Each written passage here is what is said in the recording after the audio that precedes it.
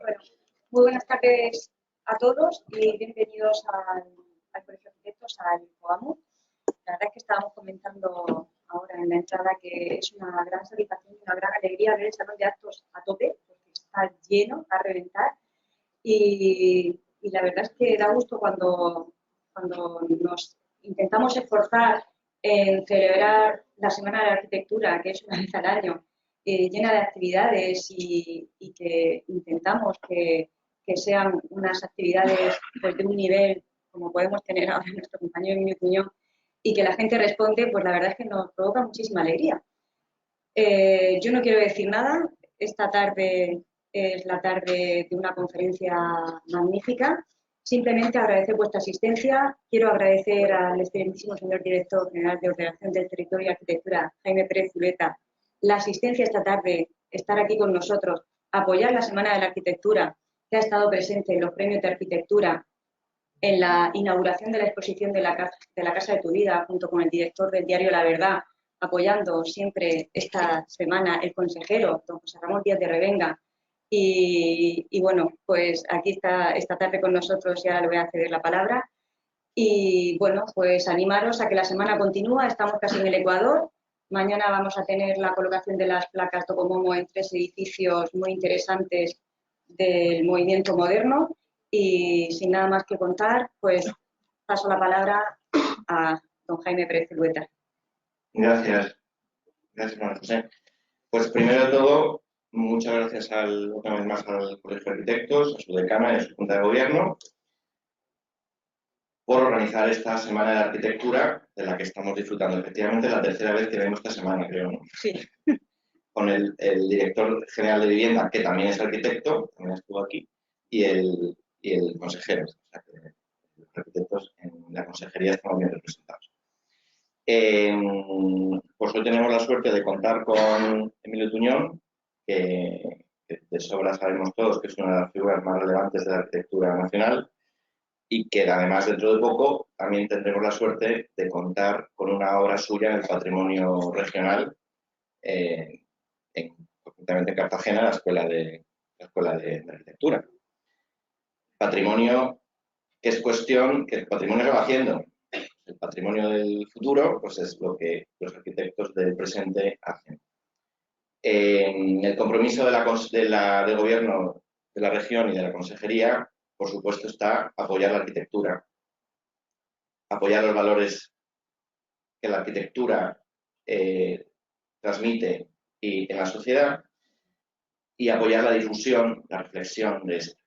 Y no solamente del Colegio de Arquitectos y de la consejería, sino que eso es una labor que debemos hacer entre todos. Aquí hay muchos arquitectos y me alegro.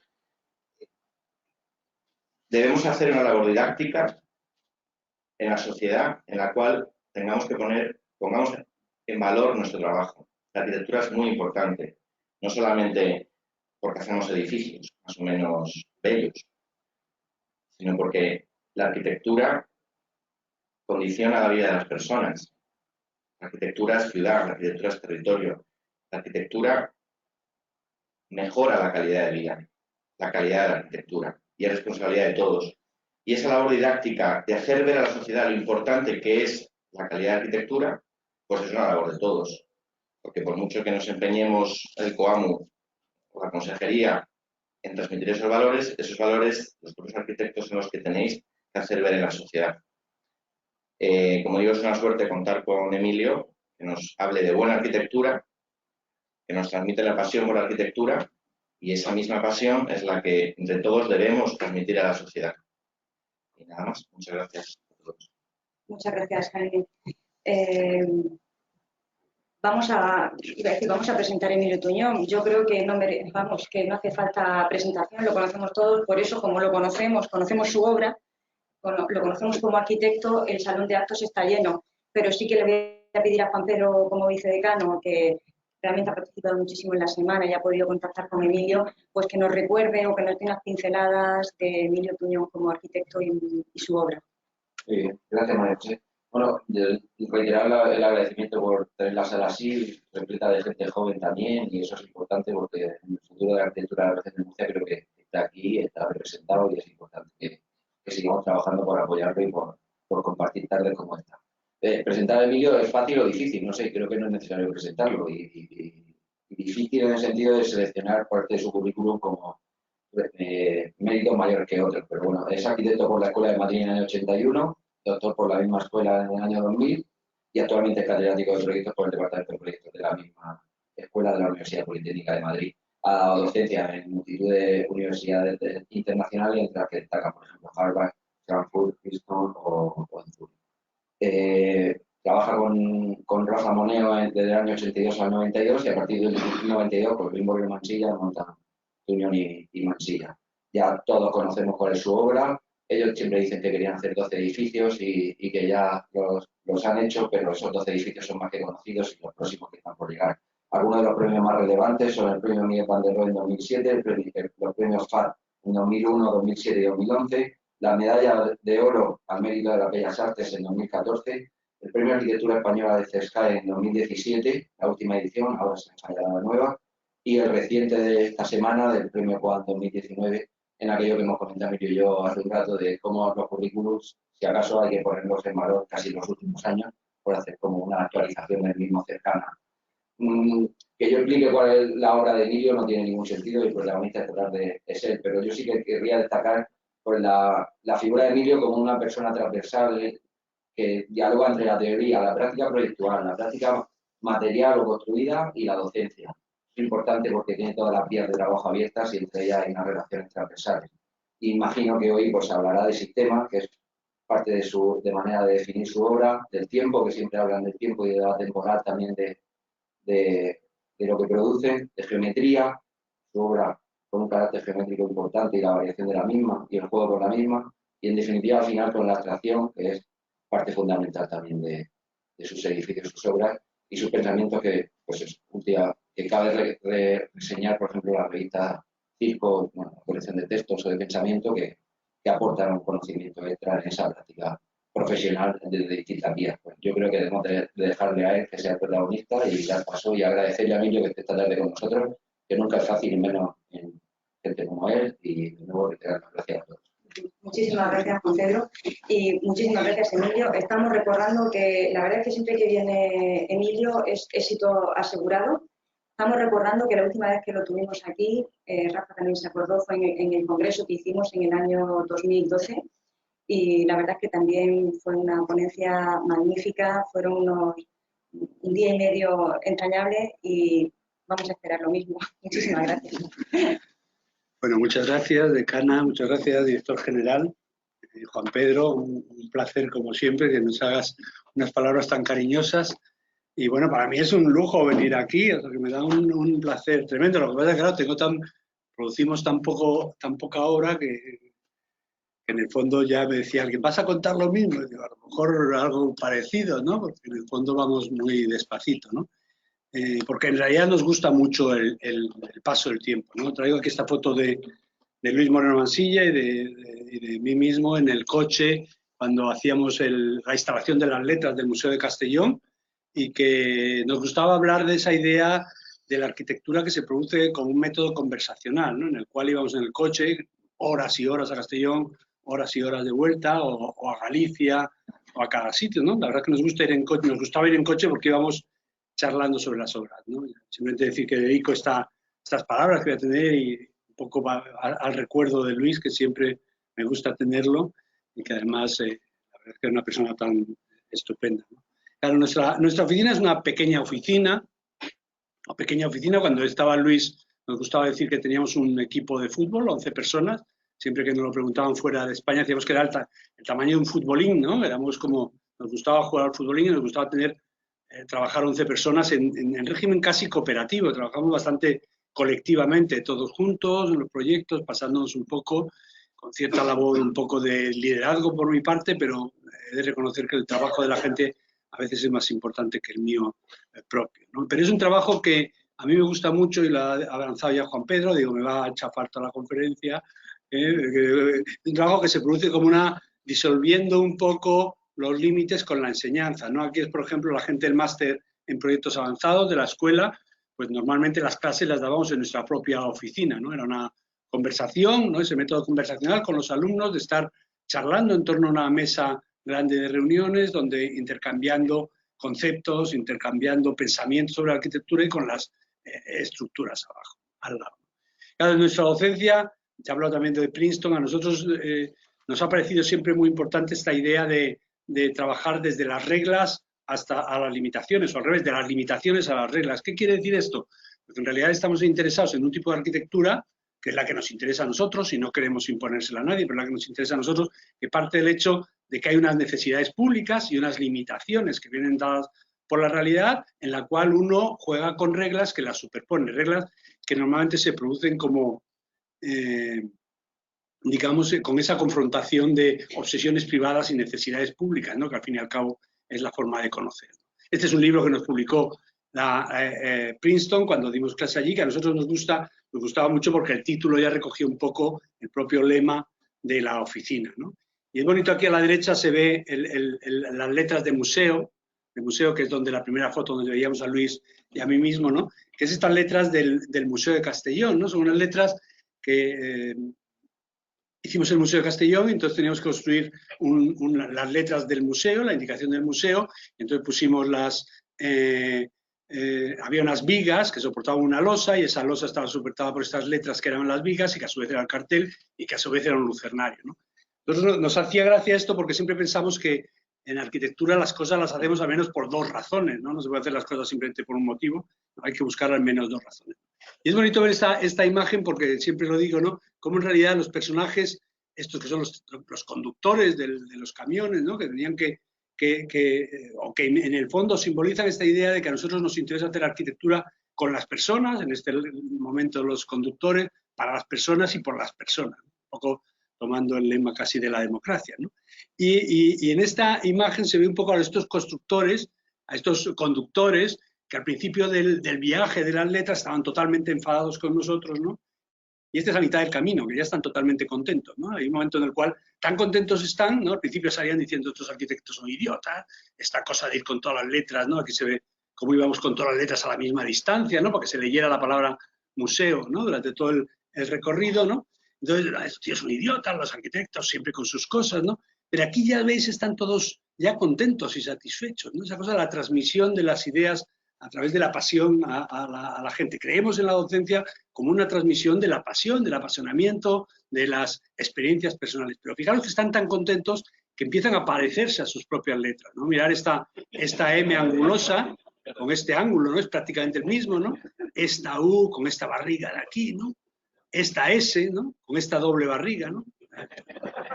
O esta U con la U también, con la letra, pero ya el más increíble es la E, ¿no? Con la misma inclinación, ¿no? La misma inclinación, exactamente la misma inclinación. Pero ¿cómo es posible? Vosotros imaginaos que te ponen tras una cosa y tú te pones con la misma inclinación. Por mucho que lo quieras hacer, no es tan fácil, ¿no? Esa metamorfosis del cliente, del constructor con la obra, ¿no? Que se llega a producir a través de la docencia que se produce en el proceso de construir, ¿no? Y en esa docencia también lo intercambiamos con esto que ya también ha hablado Juan Pedro, del magazine que producimos en la oficina, que se llama Circo, en el cual al principio lo que hacíamos era recoger las conferencias, las clases que dábamos, un poco los intereses personales, pero que lo convertimos en una especie de conversación ininterrumpida con los amigos, ¿no? Son textos que se escriben uno a uno, que se van mandando los amigos y los amigos te van contestando, no estoy de acuerdo con esto, y te escriben otro texto y se van entremezclando, ¿no? Esta idea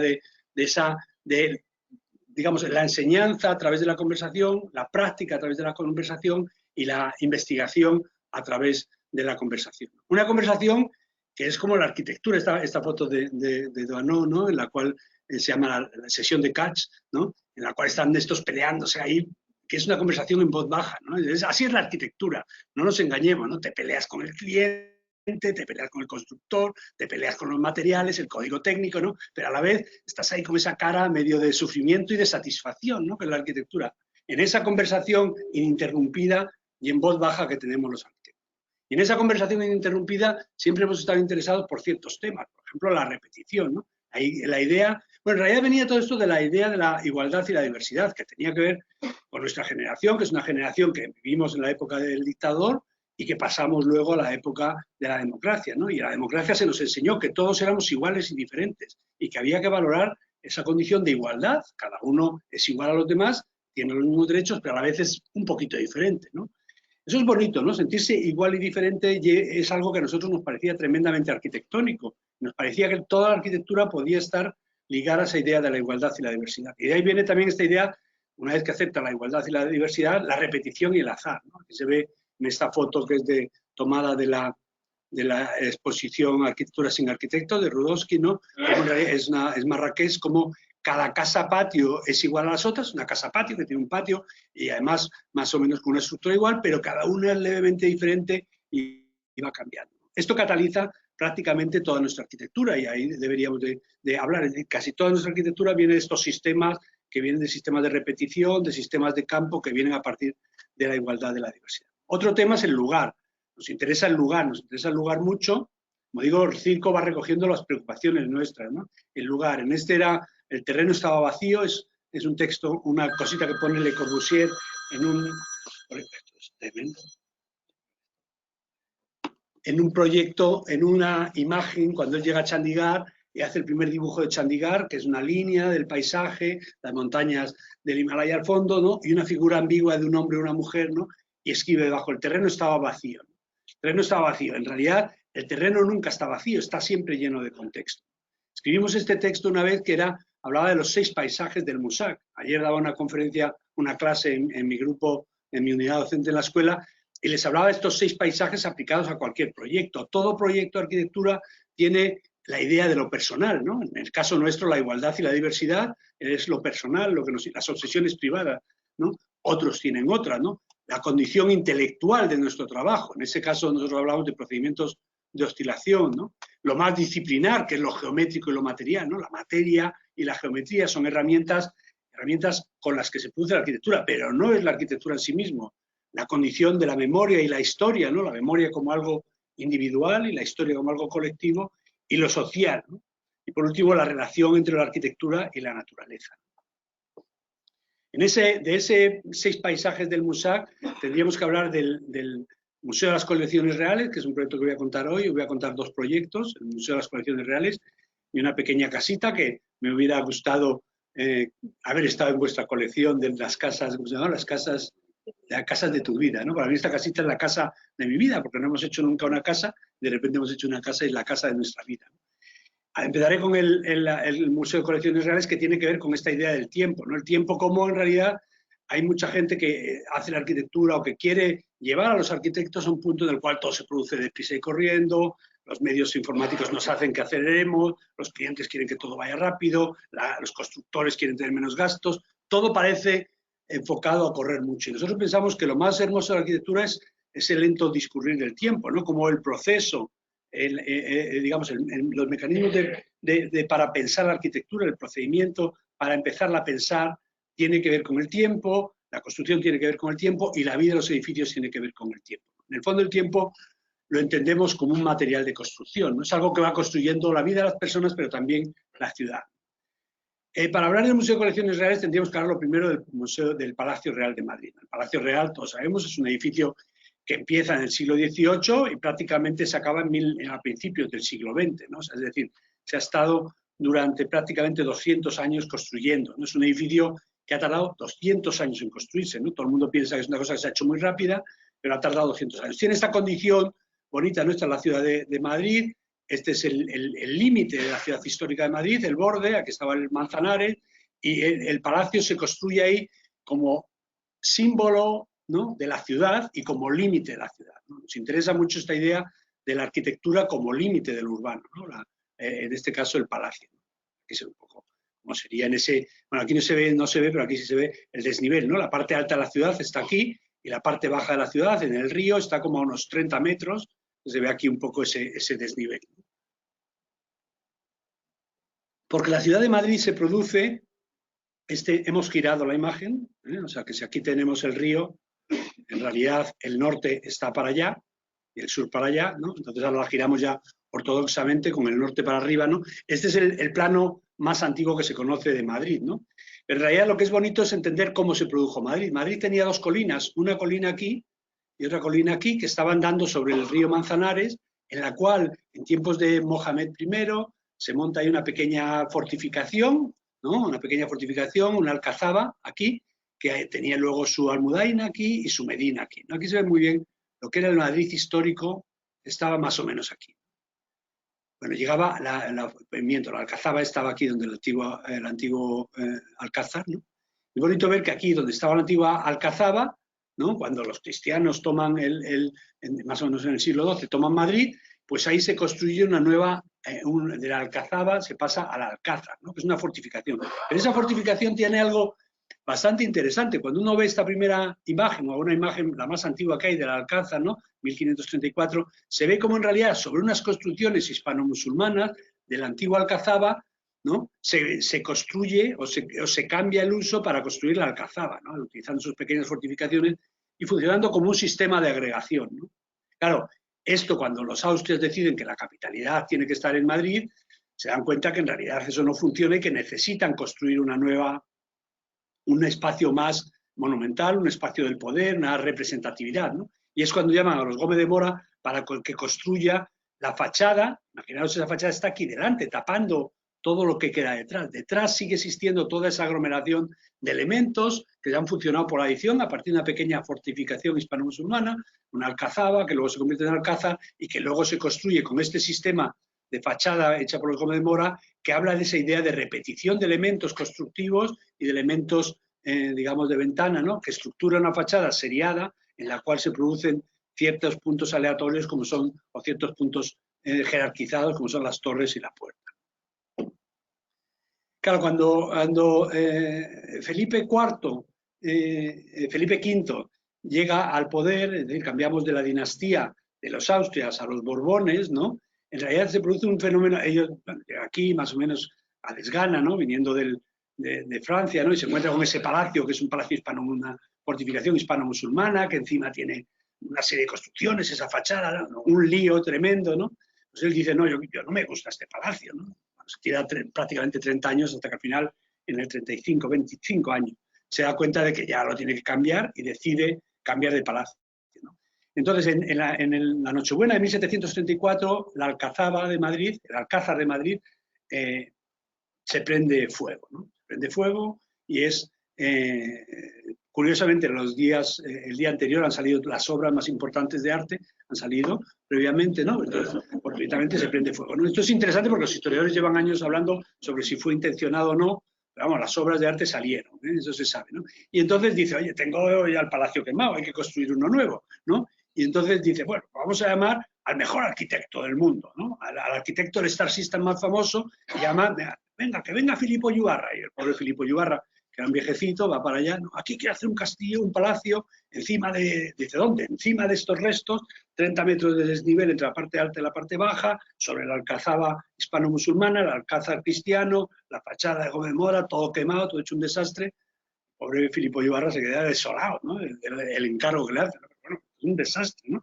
Entonces dice, no, yo quiero hacer un palacio barroco como Dios manda, en una plataforma. Entonces, con independencia de lo que dice el cliente, Filipo Yubarra se pone y se hace su proyecto. El proyecto ideal, que es este proyecto que vemos aquí, que es con cuatro patios, ¿no? Un patio de armas y 3 patios interiores, con una estructura bastante bonita, hecha en granito berroqueño de la Sierra de Madrid y piedra caliza, un palacio precioso. Pero el rey no quiere este palacio, no quiere este palacio y se tira 2 años discutiendo rey y arquitecto, hasta que al final muere el arquitecto, ¿no? Esto es importante, yo se lo digo a mis alumnos, digo, tú ten cuidado, no lleves la contraria al cliente porque el que muere siempre es el arquitecto, o sea que al cliente hay que llevarlo como uno lo puede llevar. Entonces muere el arquitecto, entonces dice el pobre rey, bueno, pues ¿qué llamamos otra vez? ¿Al arquitecto del Star System? ¿O llamamos un arquitecto un poco más discreto? Entonces llaman a Sacchetti, que era el discípulo de Yubarra, ¿no? Llaman a Sacchetti, llega Sacchetti allí, que era también italiano, pero había estado trabajando ya mucho tiempo con Yubarra, y dice, bueno, aquí ¿qué quiere? ¿Para qué está? Pues aquí, encima de todo esto que está quemado, el desnivel, tal, quiere hacer. Yo estoy aquí para hacer lo que usted manda.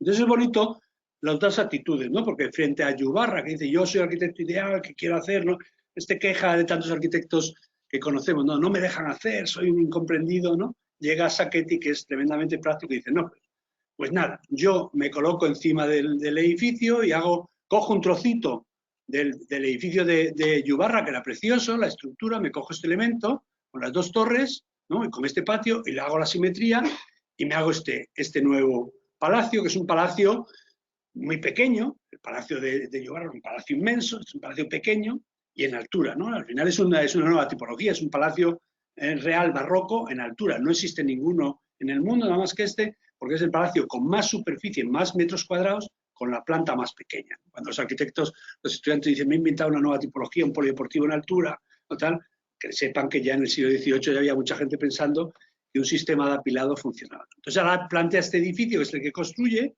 ¿no? Y que en realidad demuestra dos actitudes. El arquitecto que dice, no me dejan hacer lo que yo, nunca me dejan hacer lo que quiero, y el arquitecto que dice, yo soy un servidor público y tengo que hacer lo que el cliente quiere lo mejor posible, ¿no? Digamos, uno tiene que elegir dónde está. Yo particularmente me identifico con Sacchetti, me parece que es un arquitecto muy denostado en Madrid durante muchos años y muy admirado ahora mismo. Es un gran arquitecto, quizás el mejor arquitecto que hemos tenido en la capital, que hizo un palacio maravilloso, ¿no? Es esta pieza que en realidad acepta todo ese desnivel, acepta todos los problemas de la topografía, acepta lo existente y se plantea cómo resolver un palacio que da la cara a la ciudad, a la parte alta de la ciudad, y resuelve con rampas, con un proyecto que plantea estas rampas, el desnivel de los 30 metros y a su vez plantea un futuro crecimiento hacia el sur, el crecimiento natural del Palacio Real hacia el sur, con estas alas que se ven aquí. En realidad lo único que construye es esta pieza de aquí. Claro, aquí se ve muy bien, ¿no? Es decir, frente al Palacio de Sacchetti, de Yubarra, Sacchetti lo que hace es esta pieza muy compacta, en altura, con ese sistema de rampas planteado, que luego ya Sabatini lo completa un poco, incluso plantea Sabatini un crecimiento. Fijaros el crecimiento que plantea Yubarra hacia allá, que no se llega a hacer, digo Sacchetti hacia allá, plantea este crecimiento natural hacia el sur, como Sabatini plantea un crecimiento hacia el norte y otro hacia el sur, ¿no? Y esto es bonito porque esta edificabilidad de aquí es la que luego nos servirá a nosotros, ese proyecto de Sabatini que tenía una edificabilidad latente, es lo que luego nos servirá para legalizar nuestra obra, pero hablaremos de eso más tarde, ¿no? Entonces, en realidad luego en el siglo XIX ya Segarra Repullés, un arquitecto catalán, acaba todo el sistema de rampas y todas las dos salas, ¿no? Y ya en el siglo XXI ya se construye, bueno, en el siglo XIX empieza la catedral, que se acaba en el XX, y en el XXI pues se acaba con el Museo de las Colecciones Reales, cuya vocación, digamos, si yo tengo que explicar lo que es el Museo de Colecciones Reales desde el punto de vista arquitectónico, pues es un edificio, digamos, que completa el perfil o la cornisa de Madrid, proyectada por Sacchetti en 1739 y completada a principios del siglo XXI, siguiendo las trazas de Sacchetti, digamos, con un crecimiento natural hacia el sur, el crecimiento natural del Palacio Real hacia el sur. No se construyen las dos alas porque la catedral ya lo impide, entonces solamente se construye un ala. Y ese es el palacio. Hablaríamos un poquito de las colecciones, no nos vamos a parar, pero bueno, lo digo rápidamente, en realidad las colecciones son como 10 o 20 colecciones diferentes que van todo tipo de arte suntuario, pero tenemos la colección de tapices mejor del mundo, si no fuera por la de Estambul, ¿no? Tenemos la mejor colección de carruajes del mundo, si no fuera por la de Lisboa, ¿no? Y tenemos la mejor colección de armas del mundo, si no fuera por la de Viena, ¿no? Realmente estamos ahí a punto de ganar la Champions, pero no la ganamos, ¿no? Pero bueno, las tres colecciones tienen bastante importancia y luego hay una colección de violines interesante. Entonces, en realidad, claro, mucha gente dice, ¿cuándo empieza este proyecto? Este proyecto del Museo de Colecciones Reales empieza con, prácticamente, con esa idea del alcázar, el alcazaba, ¿no? Que luego se convierte en alcázar, es decir, estamos hablando desde el siglo XI, se va gestando este proyecto, ¿no? Pero en realidad es en 1936, con el gobierno de la Segunda República, cuando se decide, se emite un decreto por el cual hay que construir el Museo de Armas y Carruajes. ¿Por qué? Pues porque en realidad dicen, oye, hemos expropiado las propiedades a los reyes, a la monarquía, y los ciudadanos lo tienen que conocer, pero tienen que conocer los palacios, pero también tienen que conocer las cosas que contenían esos palacios, que son armas y carruajes y luego serían otros elementos. Es decir, que desde 1936, durante toda la época de Franco, se estuvo pensando en hacer este museo también. En el 2002, en el 1939 se hace un primer concurso, en el 2002 un segundo, en el 6 empezamos las obras, estamos en el 20 y estamos todavía con estamos en el 19, estamos con el proyecto de museografía actualmente, esperando que el año que viene lo consigamos acabar. Por tanto, vamos a estar 20 años de nuestra vida trabajando en este proyecto, que es una cosa que responde un poco a esa idea de cómo la arquitectura que nos gusta es la arquitectura que se produce un poco de forma lenta. Voy a ir recorriendo un poco algunos de los hitos, ¿no? Al principio del proyecto, ¿no? Del proceso. Primero el concurso, que sería este, ¿no? Hablaríamos más del objeto, ¿no? Frente a este entorno, aquí vemos el Palacio Real, con esa estructura de columnas verticales de caliza sobre un fondo de granito berroqueño, ¿no? Y que establece esa jerarquía un poco, o esa estructura de repetición de elementos constructivos, ¿no? Aquí se ve lo que es el edificio de Sacchetti, esto es un poco la extensión de Sabatini, ese poquito de ahí, este poquito es el de Segarra y Repullés, la catedral de Chuecagoitia, acabada en el 94, y que la empezó el Marqués de Cubas con el sótano, ¿no? Y este muro que quedaba aquí, es decir, aquí como se ve la cornisa de Madrid, que es este elemento simbólico del poder, pero también de la ciudad, es decir, lo que remata la fachada de la ciudad, está incompleta, ¿no? No hacía falta ser muy listo para darse cuenta que aquí esto queda incompleto, ¿no? Entonces nosotros, el concurso se convoca y plantean un proyecto que tenía que desarrollarse de esta manera en L. Estamos hablando del 99, ¿no? Había que ocupar la plaza de la Almudena y un trocito de la cornisa, dejando un poquito sin hacer, que se correspondía con este final de aquí, este trocito lo dejaban sin hacer, porque era un trozo que pertenecía a la iglesia. Entonces nosotros lo que planteamos, anda, esto está equivocado. Bueno, aquí debería estar lo que planteamos, que no está. Pero bueno, aquí lo que estaba era prácticamente los restos arqueológicos de la ciudad, de la antigua muralla, se encontrarían aquí, de la Almudaina. Estarían aquí más o menos, entonces nosotros decíamos que esto era un disparate y que lo que había que hacer era solamente pegarse a la estructura lineal, ¿no? Construir esa estructura lineal sin tocar la estructura de la plaza de la Almudena, ¿no? Porque debajo estarían los elementos arqueológicos. Por lo tanto, nuestra propuesta, en vez de invadir toda la plaza de la Almudena, lo que se basa fundamentalmente en decir, establecido un sistema de repetición aquí, establecido un sistema de trazas aquí, lo que establecemos es un nuevo proyecto que establece una continuidad, establece vínculos con las trazas de Sacchetti, las que había planteado Sacchetti como extensión natural hacia el sur, que establece vínculos con la composición de este elemento y que establece vínculos también materiales con ese granito y esa caliza que había hecho el palacio. Sobre esto también habría que hablar de otra cuestión, que es el concepto de textura urbana, ¿no? No solamente la textura del material, sino ese juego de sol y sombra, o de luz y sombra y profundidad que tiene la arquitectura clásica, con muros de 2,5 metros, que tiene el Palacio Real, cómo se resolvía en una arquitectura contemporánea, digamos, con menos materia, ¿no? Eso es lo que planteamos aquí un poco, que debía tener una cierta materialidad esa fachada. Aquí se ve la maqueta, ¿no? Esa continuidad natural hacia el sur, un poco la perspectiva. De tal manera que nuestra propuesta desde la Plaza Real, desde la Plaza de la Almudena, desde la parte alta de la ciudad, no se vería, solamente se verían unas letras ahí al fondo de museo y una pequeña puertecita, porque el edificio estaría hacia abajo. Donde antes no íbamos a crear una arquitectura con una edificabilidad donde antes no existía. Esto tenía un problema con el plan general y fue donde recurrimos a la edificabilidad latente, concepto inventado por nosotros y que el Ayuntamiento de Madrid recibió muy gratamente, que era la edificabilidad latente de la ampliación que había proyectado Sabatini hacia el sur, que nosotros la utilizábamos que eran 40.000 metros cuadrados, para construir este edificio. De tal manera, desde Madrid no se verían nada más que unas letras que al dar la vuelta se abría una puerta, entraríamos, y sería un poco esa caricatura de algo que dice Monet a veces, ¿no? A mí se me quedó grabado, que es que la buena arquitectura es pequeña por fuera y grande por dentro, ¿no? Por ejemplo, el Panteón, ¿no? Uno va al Panteón y es un edificio que no lo ve tan grande, y cuando entras, la dimensión de la cúpula se da cuenta uno que es muy grande. Esa relación pequeño-grande nos hacía a nosotros gracia, y hacíamos esta broma, que el edificio era tan pequeño que en realidad era una puerta, y cuando entrabas en realidad tenías luego dentro 40.000 metros cuadrados. Aquí hacíamos esta cosa de las letras. La Comisión de Patrimonio nos dijo que las letras agredían al patrimonio, como somos muy prácticos, pues las quitamos, ¿no? Y aquí teníamos una broma también que desgastábamos a los de Patrimonio, que es que en el proyecto dijimos que era todo hormigón y piedra, así muy seco, excepto una pletina de oro de 2 centímetros que poníamos en la puerta, ¿no? Que era lo que representaba lo real. Entonces, desde que dijimos eso, estaba todo el mundo obsesionado. Oye, ¿qué va a pasar con la pletina? La gente irá con un cuchillo y robará oro, tal. Ahí se quedó. Aquí se veía el sistema. En realidad es un museo descendente, ¿no? ¿Qué es un museo descendente? Un museo descendente es una tipología bastante sencilla, que es en la ciudad. Cuando hay un solar pequeño y una colección grande, pues hay que ponerlo en altura, ¿no? Normalmente uno entra por abajo, coge un ascensor, le sube arriba y luego ya baja viendo las obras. Museo descendente. Este es un museo descendente invertido, porque estamos en la parte alta de la ciudad, entramos y luego vamos a ir bajando viendo las diferentes plantas, ¿no? Una dedicada a tapices, la mejor colección, otra dedicada a arte suntuario y otra dedicada a carruajes. Entre medias dejaríamos los restos de la antigua muralla, hispano-musulmana y cristiana, a la vista, ¿no? Eso es un poco lo que quedaría.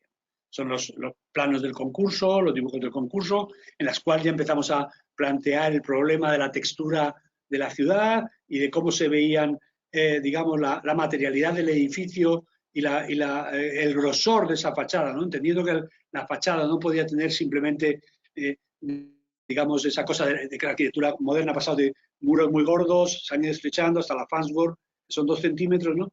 Entender que también se puede producir un cierto esponjamiento en la fachada y construir esa fachada, que aquí se ve un poquito, de 2,5 metros, en la cual hay pilares de hormigón hacia adentro y pilares de granito hacia afuera, de 1 metro por 1 metro, que están separados medio metro y que se van moviendo, que están en diferentes posiciones para dejar pasar la luz o dejar pasar la vista.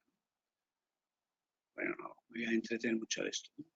Claro, de aquí, este fue el proyecto con el que ganamos el concurso. De 2002 a 2005 nos dedicamos al proyecto de ejecución. La verdad es que fue un proceso largo porque iban cambiando. Y aquí se ve muy bien esa idea de cómo este es el Palacio Real, cómo el proyecto plantea la continuidad de la estructura urbana planteada por Sacchetti y cómo en realidad ya retomamos la auténtica sistema del espacio, con el espacio existente de las murallas.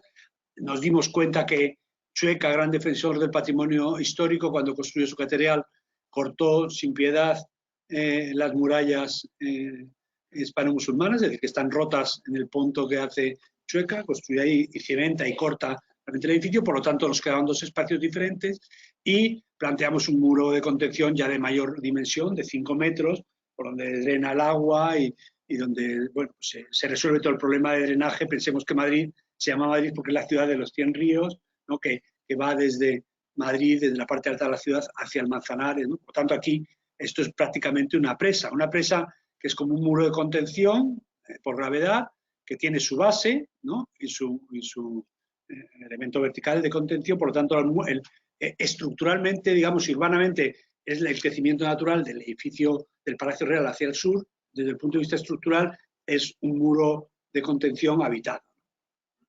Y aquí se ve lo que es la fachada, esa fachada que nosotros queríamos que tuviera ese grano, que desde lejos se percibiera una cierta profundidad, pues está construida por muros de granito, de pilares de granito de 1 metro por 1 metro, por 2 metros, ¿no? Y al exterior y al interior por muros de hormigón de 1 metro por 1 metro, ¿no? Que son estructurales. Y entonces esto produce un sistema que algunas veces permite pasar la luz y la visión y otras veces pues se pone haciendo como una especie de brise-soleil en función de los diferentes elementos, ¿no? Y los interiores siempre pensamos que debían ser muy elementales, con los tapices colgados y muy sencillitos. Claro, cuando nos pusimos a hacer la estructura, empezamos a construir, bueno, lo que nos ocurrió fue interesante, es que cuando empezamos no había dinero. No había dinero. Este proyecto se sacó en el concurso, si no me equivoco, por 60 millones. Nosotros ganamos el concurso y dijimos, os habéis equivocado, esto no cuesta 60 millones, cuesta 150 y es lo que cuesta. No podéis hacer este edificio por menos de 150, que es lo que cuesta. Pusimos nuestro cargo el proyecto a disposición de la propiedad. Si queréis, nosotros nos quitamos de en medio, hacer lo que queráis, pero nadie os va a hacer un edificio por menos de 150 millones porque es un muro de contención que está conteniendo las tierras, el drenaje, o sea, lo evaluamos. Y bueno, la propiedad lo asumió, pero dijo, no tengo dinero, vamos a hacerlo por fases. Entonces hicimos un primer proyecto que fue los muros de contención, ¿no? Y me pareció una buena idea, muros de contención, y porque además con los muros de contención tenía el problema del terreno, que iba a aparecer la arqueología, que iba a aparecer, efectivamente, yo siempre digo que el terreno es como una caja llena de escorpiones, ¿no? Tú metes pajitas y nunca llena de arena y escorpiones, todo está bien, no hay nada, ¿no?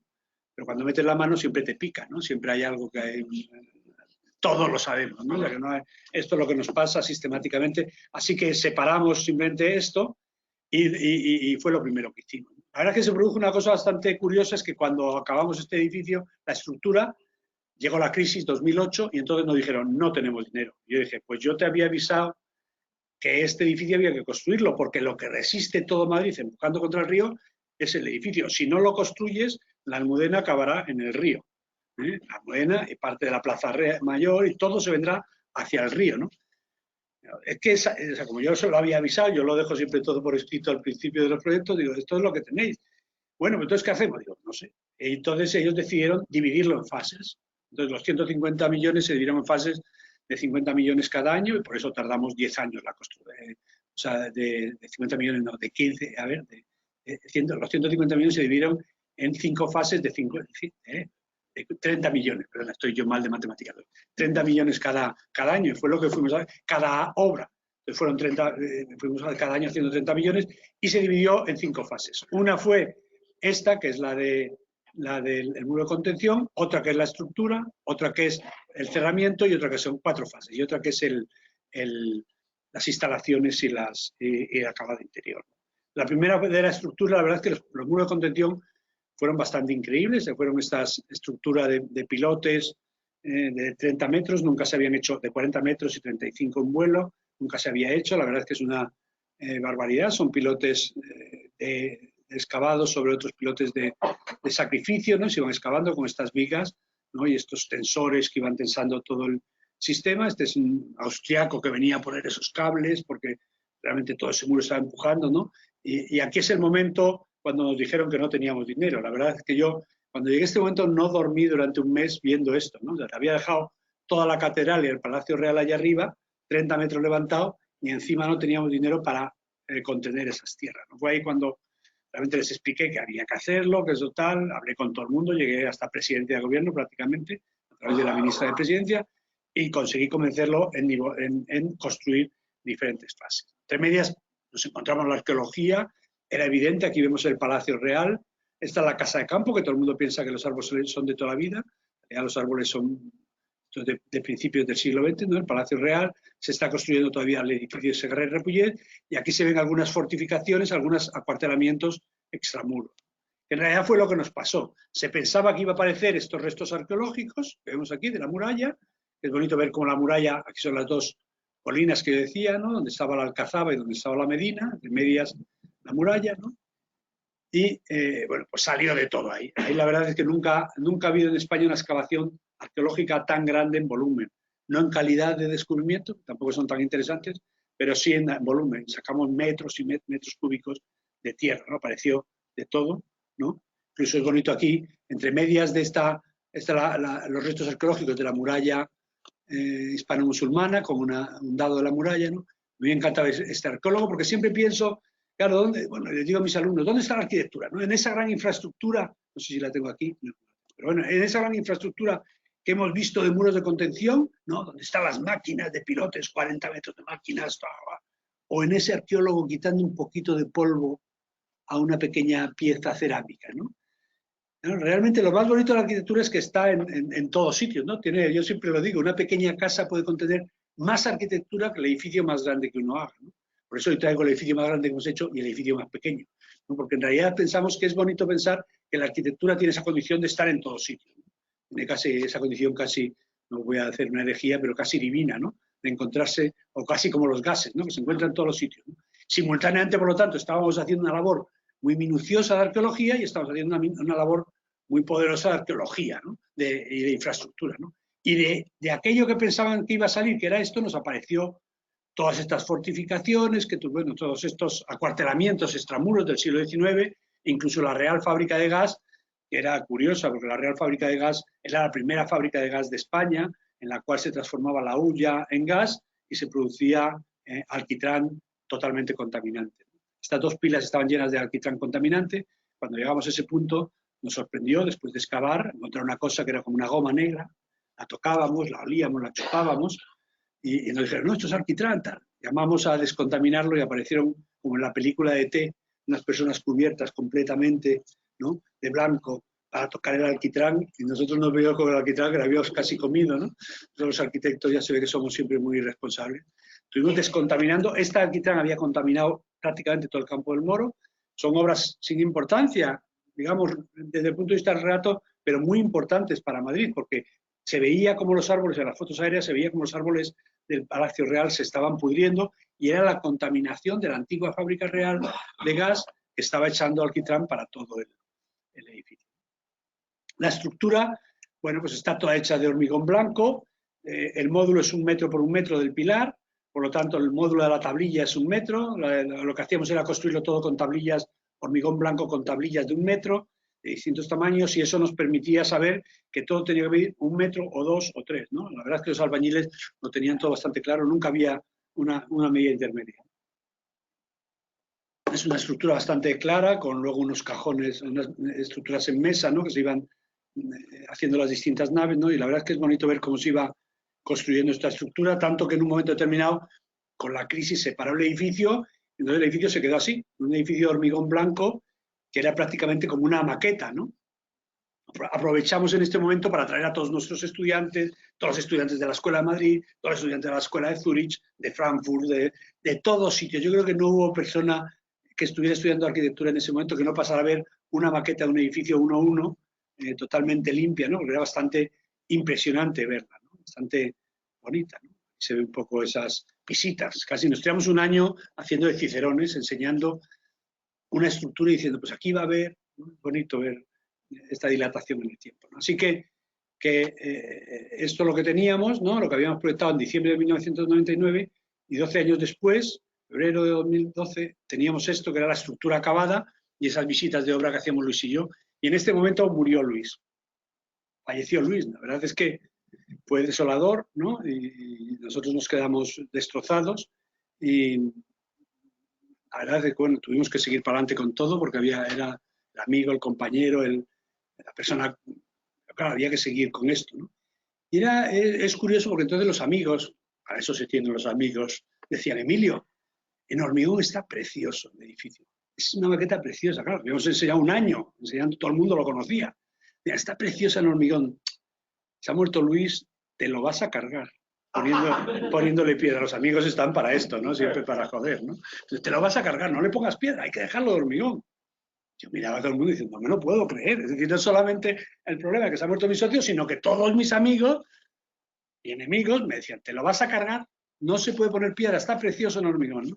Estas cosas de los arquitectos, estas brutales, ¿no? Yo decía, bueno, pero yo había prometido a la Comisión de Patrimonio y a Patrimonio Nacional que eso iba a ser granito de la sierra, bueno, que al final fue de Extremadura porque la de la sierra están cerradas las canteras, grandes dimensiones, tal. Yo tiré para adelante, ¿no? En realidad, ¿no? Escribí este escrito sobre Luis, que decía, el tiempo se escapa entre los dedos, ¿no? Porque el día que se murió Luis, precisamente habíamos ido a Barcelona a presentar un libro sobre Enric Miralles, y Luis hizo es la leche, o sea, Luis hizo una presentación extrañísima, hablando, yo conté mis cosas sobre Enric Miralles, sus obsesiones, tal, pero Luis empezó a hablar del tiempo, que el tiempo se le había escapado entre las manos a Enric Miralles, y por la noche se murió. Una cosa, y realmente nos dejó huérfanos, ¿no? Pero también tenía esa cosa esa sensación de que el tiempo se nos escapa a todos entre las manos. Y hay que hacer las cosas, hay que tirar para adelante. Así que estábamos en esta estructura que vemos aquí de hormigón, los amigos diciéndolo que no le pusiera granito, que me lo iba a cargar.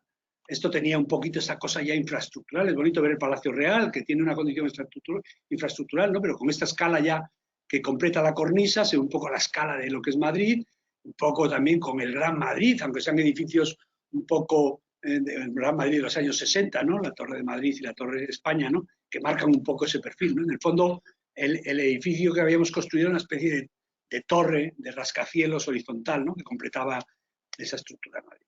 Así que yo, a pesar de que mis amigos me decían que me iba a cargar el edificio, seguí para adelante. He de decir que me han confesado casi todos ellos que ha quedado mejor. Entonces, bueno, cuando acometimos este proyecto, que era estructura y cerramiento, hicimos todas las piezas de cubierta en fundición de aluminio, son tejas como 12 centímetros, de 1,20 m por 60, ¿no?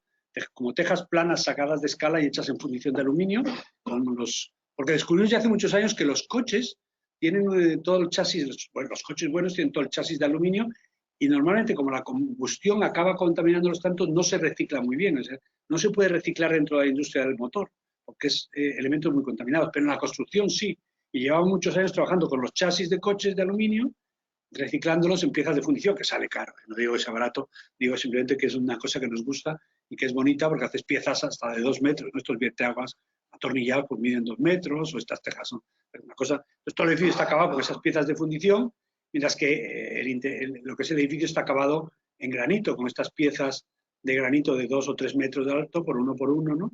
está encajeada la pieza del pilar y que se mete con estos dos elementos que nos tuvimos que inventar, una volteadora y una pesa para meterlo en horizontal con un margen de 1 centímetro, ¿no? Para meter el plomo sobre el que se apoya, ¿no? Y los anclajes. Y aquí se ve el espacio ese intersticial, ¿no? La columna de granito es esta, la columna de hormigón estaría dentro y el espacio de mantenimiento es este que está hecho también con placas de fundición de aluminio blancas, ¿no? Que completa todo este espacio un poco de... Este es un espacio que no se ve nunca, por eso lo enseño, porque prácticamente hay que asomarse una ventana para verlo. Y aquí está el edificio ya, no estaba acabado el interior, ¿eh? Está en la fase solamente de fachada y estructura, ¿no? Está en un poco todo lo que son las líneas de imposta de hormigón blanco, el granito vertical de grandes dimensiones, todas las piezas de fundición, ¿no? Siguiendo un poco esta cosa bonita de que tiene el Palacio Real. Madrid tiene una cosa bonita y es que Villanueva hace un plan que dice, tengo que regularizar Madrid, ¿no? ¿Y cómo se regulariza Madrid? Si nos vamos a Nueva York, las ciudades se regularizan, pues el cardo y decumanos, ¿no? Y luego hago los perfiles variados, ¿no? La ciudad romana está basada en hacer ínsulas todas iguales a las otras, pero todas diferentes. Sin embargo, Villanueva hace una cosa curiosa en Madrid, como es un villorrio, ¿no? Medieval, con poca altura, lo que decide es que hay que unificarlo con materiales, ¿no? Los basamentos se hacen de granito, los marcos de las ventanas se hacen con caliza y los muros se hacen con ladrillo. Y todo Madrid, el barrio de los Sauces, está hecho así, ¿no? Excepto en el Palacio Real, que se invierte. Es curioso, ¿no? Arriba, que es más real, ¿no? Ponen arriba el granito y abajo el ladrillo. Este edificio hace un poco lo mismo, recoge esa condición del granito arriba, mientras que el sistema de rampas que acabamos completando con este elemento aquí, se hace de ladrillo. Entonces aquí se ve lo que es el basamento todo hecho en ladrillo y todo el edificio hecho en granito, ¿no? Y un poco este es el único, no lo he comentado, pero es el único elemento de la rampa de Sacchetti que no estaba construido y que lo completamos en esto. Y aquí se ve esa fachada que van los pilares de hormigón, aquí están uno enfrente de otro porque es el vestíbulo, entonces hay luz y visión, zona de tapices, el pilar se coloca, se mueve y entonces ya no entra nada más que luz rasgada, no directa, la zona de pasamanería y de arte suntuario, que se coloca visión a la altura de la persona, haciendo ventanas casi ediculares, un poco como tiene el propio Palacio Real, que es un palacio muy monumental, pero luego tiene esas ventanas ediculares que son muy de escala menuda, ¿no? Con sus contraventanas, ¿no? Casi rurales, ¿no? Y entonces esta altura, estas dos están compuestas por una pieza arriba que quita el sol directo, como el bris soleil, pero deja la luz a través de la escala humana.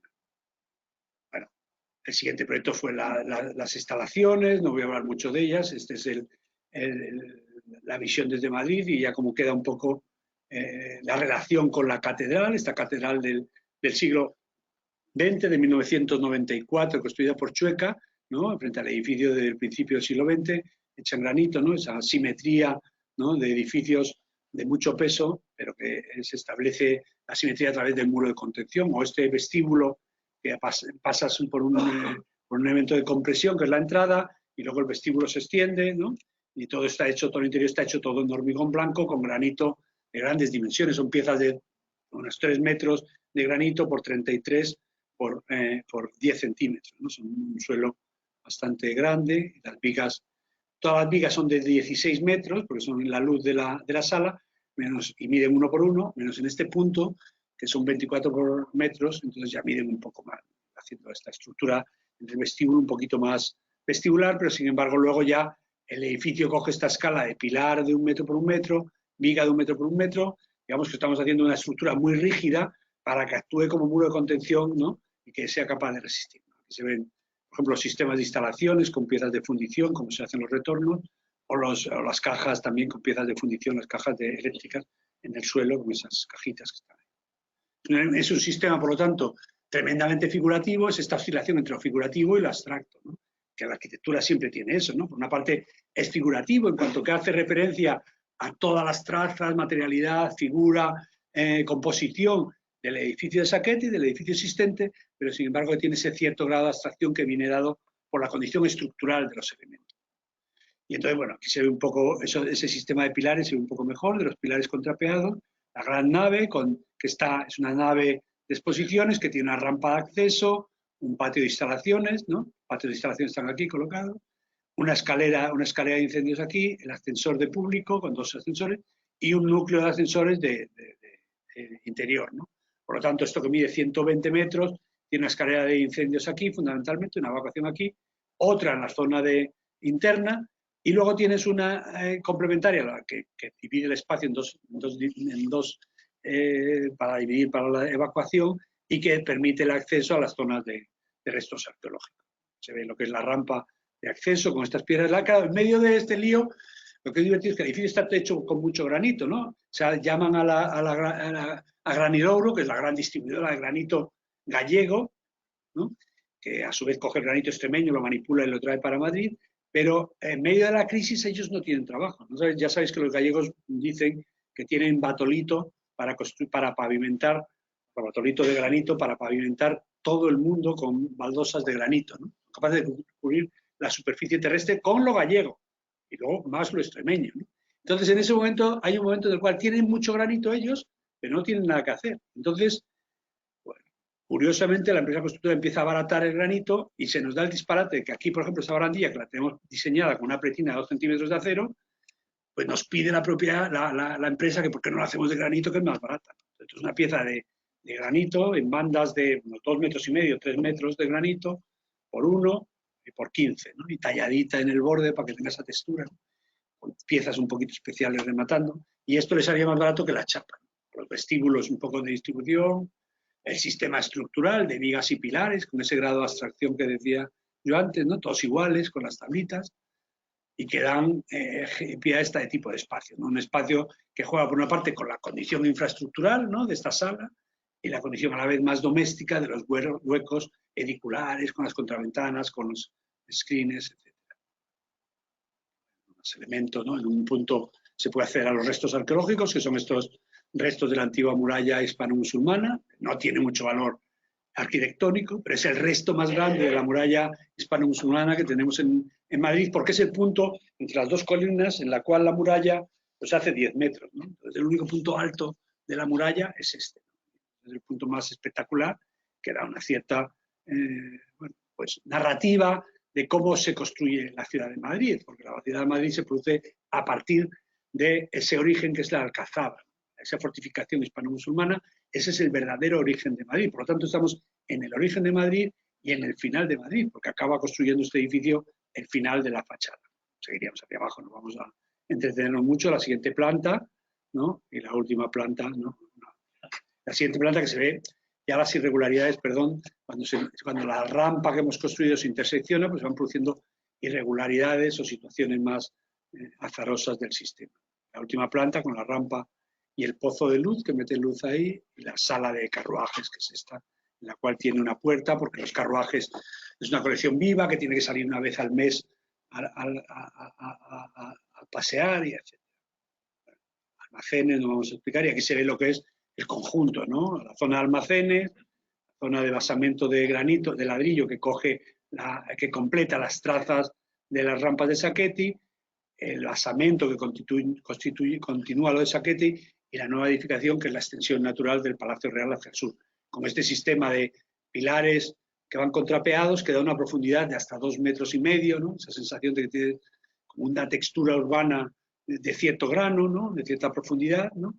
Y que permite establecer vínculos también, o establecer una relación más natural con lo que es el Campo del Moro y con lo que es el paisaje. Aquí se ve muy bien también estas piezas de granito que tienen cierta dimensión, esta ventana del pozo de luz, que es una ventana edicular también, casi como una ventana clásica, pero hay que ver el tamaño de las personas para darse cuenta de ese juego entre digamos, la arquitectura doméstica o la domesticidad de la arquitectura monumental del Palacio Real, combinada con la escala material de los elementos. Aquí sería una imagen ya de Madrid, del Palacio Real, la extensión natural del Palacio Real hacia el sur, la rampa completada. Y es bonito entender eso que decía yo, que este es el origen de Madrid. Madrid se inicia aquí con la Alcazaba, ¿no? Luego la Alcázar, luego la Almudaina y la Medina, la Almudaina y la Medina aquí, y luego ya empieza a crecer Madrid desde este punto tangentemente en diferentes cercas que van desde el oeste de Madrid hacia el este, ¿no?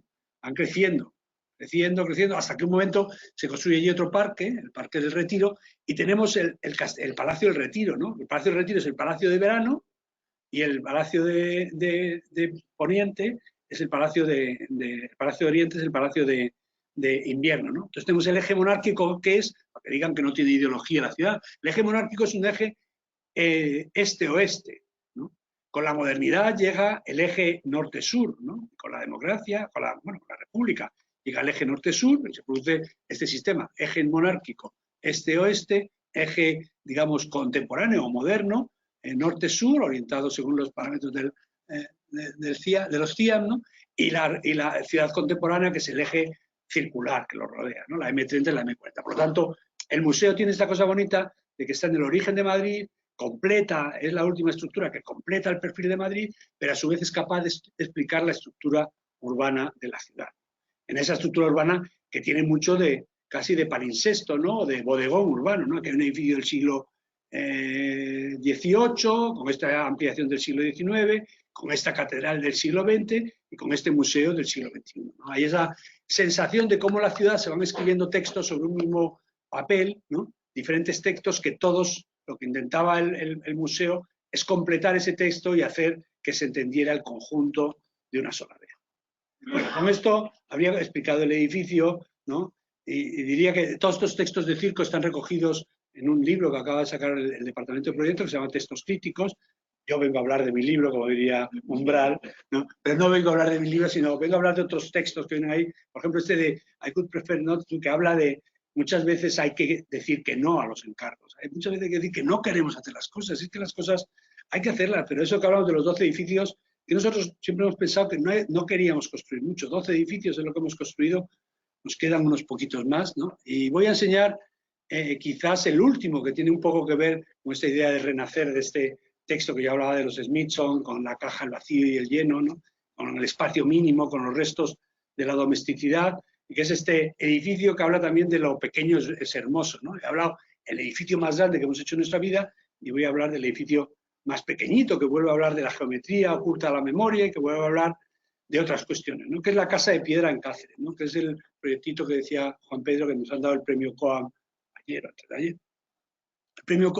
La ciudad de Cáceres es una ciudad también histórica, una ciudad medieval, que se ve la ciudad, ¿no? Esta es la ciudad medieval con su muralla, que crece extramuros, quizás una de las ciudades más bonitas de España en su casco histórico y más feas en su extensión, ¿no? O sea que no lo digo yo, lo dicen todos los propios cacereños, ¿no?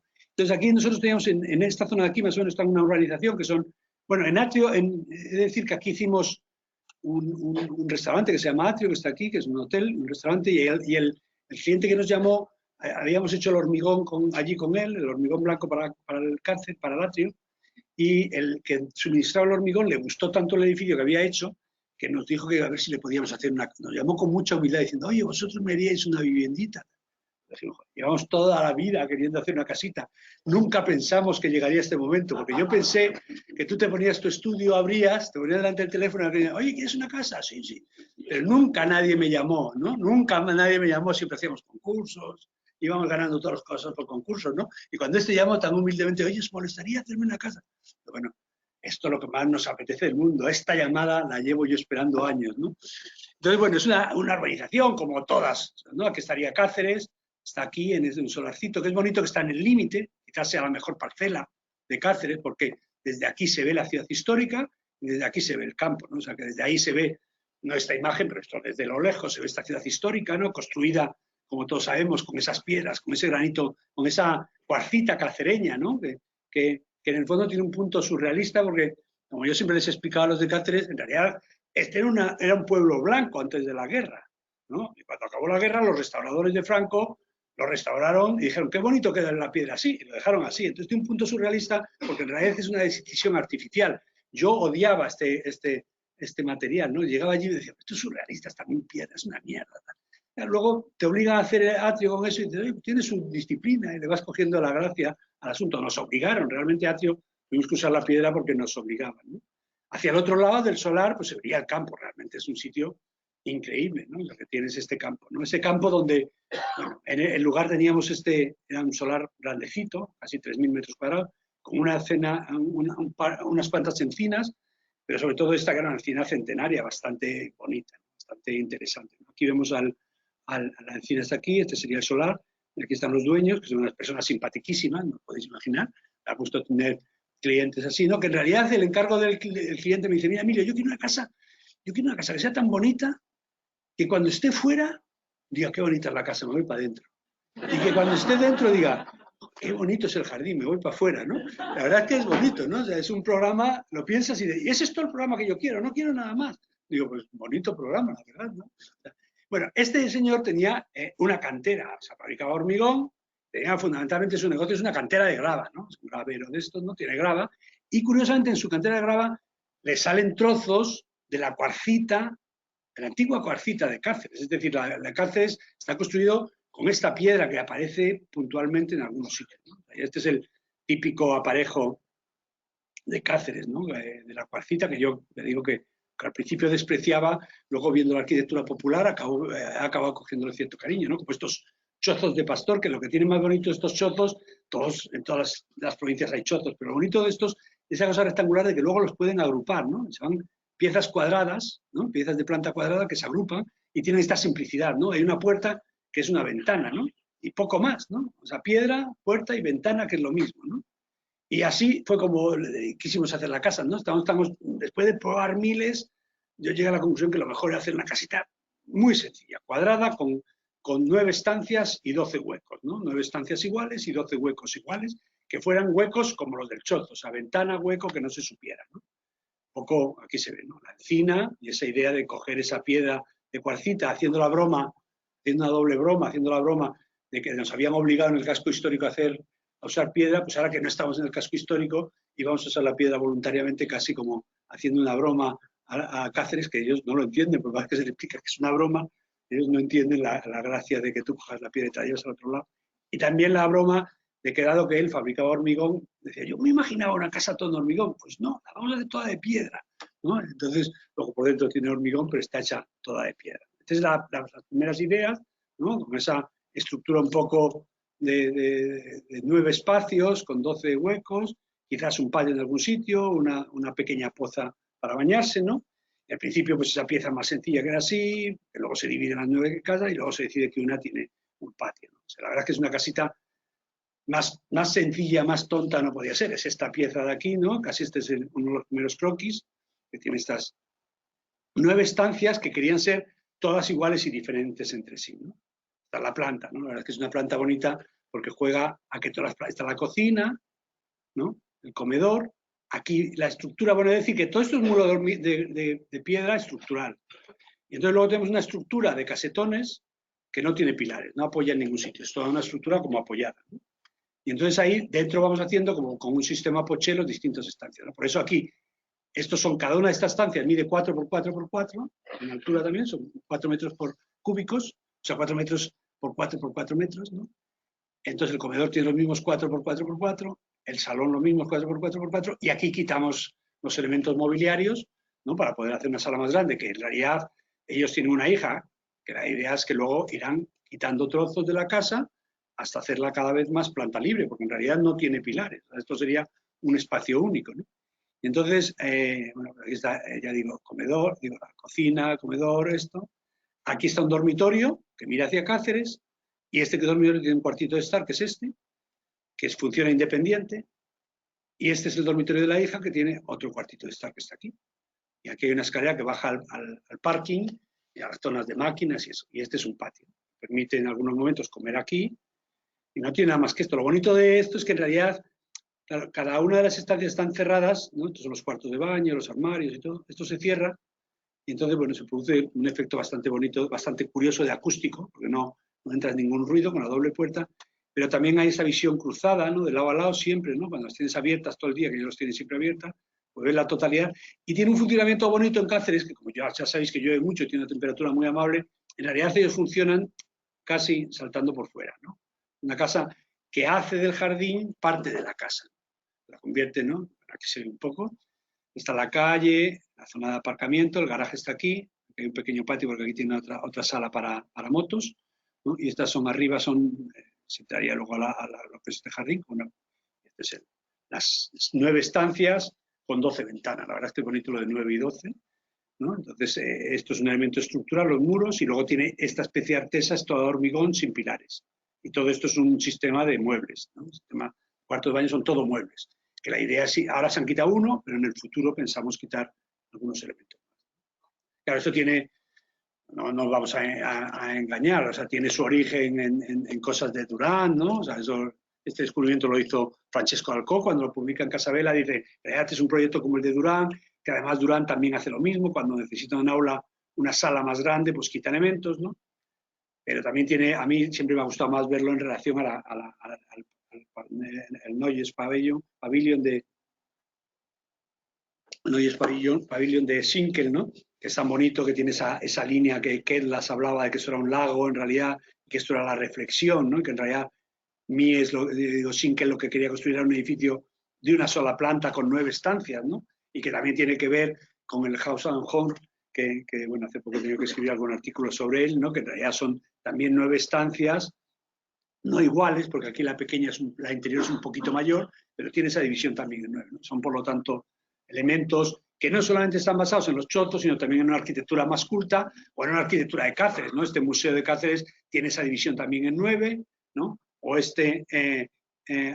antigua cisterna, en realidad son 3×4, o sea, son 12, pero tiene este sistema también de repetición de elementos que son iguales y que establece luego una estructura que permite que cada espacio tenga una condición edicular, ¿no? Cada sala tiene una condición de edículo, cada espacio con ese 4×4. Es muy bonito ver, por ejemplo, la cama, como la cama es una cama con dosel, porque el cuarto es el dosel, ¿no? Tiene una sensación, es un poquito de edículo, ¿no? Que hace muy... Y esta especie de espacio con 2 alturas diferentes también es muy... Se ve. El sistema tiene unas ranuras, ¿no? Para meter luego luz en cada uno de los elementos, y tiene el único punto irregular es esa escalera que baja al sótano, y este sistema de estructura de hormigón autónoma que se apoya sobre los muros, que lo que se mete entre medias son los cuartos de baño, que son puros muebles, están hechos con pladur, madera, tal, pero en el momento que haya que quitarlos, pues se podrá quitar algunos de ellos. Y que tiene esa presencia. Trabajamos también con unas jardineras de La Perche, son bastante buenas, en las cuales querían dejar todo bastante natural, ya que hemos dejado todo bastante como sería el campo de esa zona, ¿no? Con esta piedra que toma, una parte es la referencia a la piedra de Cáceres, por otra parte es la parte del propietario, el hormigón está hecho por el propietario, la piedra es del propietario, la casa salió muy barata, al propietario le gusta mucho, y yo le digo, te gusta mucho porque es tu propio material, ¿no? Porque eres tú mismo, ¿no? Eso es una cosa que es bonita, ¿no? La verdad es que es un personaje, y esta relación con la higuera, con la encina centenaria, ¿no? Que aparece casi todas las habitaciones, pues mirando en cierto sentido hacia la encina, ¿no? Esa presencia muy grande, ¿no? Y que luego tiene ese patio, ¿no? Ahí se ve muy bien cómo es este sistema de ranuras que permite tomar luz, y luego ese patio que hay ahí en ese punto, ¿no? Y cómo cada una de las ventanas pues va construyendo o explicando el interior, ¿no? Que son ventanas, bueno, con esa piedra, la verdad es que esta piedra es bonita ver cómo tiene también el paso del tiempo, ¿no? El paso, esa sensación de que estos elementos, que algunos dicen que son fósiles, pero no son fósiles, son en realidad microgrietas del material que producen filtraciones, pero son filtraciones de hace miles de años, ¿no? En realidad aparecen en la piedra, ¿no? Y vamos eligiendo algunas piedras que dejaran esa huella del paso del tiempo también. Y luego cada ventana, que es una puerta a la vez, ¿no? Este es el cuarto de estar de ellos, pues así, con esa sensación siempre de cruzar, ¿no? Se ve desde una punta, como veis, hasta la otra, siempre está esa visión cruzada, ¿no? De enfiladas, ¿no? De visuales, ¿no? Aquí se ve la encina al fondo y el jardín delante, el pequeño patio, ¿no? Aquí al fondo el paisaje natural, ahí se vería la ciudad de Cáceres, si pudiéramos enfocar, ¿no? Con y luego el cuarto de estar, ¿no? Este espacio que mide 4×4 está dividido en 2 partes, ¿no? Una parte de madera, esta parte de abajo, y luego y una parte de hormigón. Es decir, está la artesa de hormigón que se apoya sobre los muros perimetrales, que no tiene ningún apoyo más, y que va teniendo ventanas siempre para hacer la ventilación cruzada del espacio, ¿no? Y que funcionan bastante bien porque van cualificando el espacio, ¿no? O sea, que vas viendo que se ve el cuarto de estar, el comedor, ¿no? El cuarto de estar, una de las encinas, ¿no? Y esta sensación de este espacio edicular, la transición y otra vez el espacio edicular. Toda la estructura es así. Si quitáramos toda la casa, veríamos que no tiene ningún tipo de pilar y siempre las enfiladas de lado a lado de la construcción, ¿no? Esos muebles que están ahí, Y esa estructura, esto lo traía para enseñar aquí, ¿no? Esa idea del lucernario o el elemento de cubierta que nos permite localizar por las chimeneas, los ventiladores de los cuartos de baño, los lucernarios están ahí arriba, ¿no? Y también estas ventanitas, ¿no? Permiten, por lo tanto, ahí están algunas instalaciones mecánicas, algunas ventilaciones, algunas iluminaciones. Esas luces que van dando cada una especializadamente. Bueno, la verdad es que me enrollo porque me gusta mucho, porque es la casa de mi vida, ¿no? Es decir, la casa de mis sueños, ¿no? Y es una casa, la verdad, que nos ha hecho mucha gracia hacerla, está la escalerita. Era bonito hacer esta escalera, que es una escalera hecha en un astillero de Bilbao, una pieza metálica única.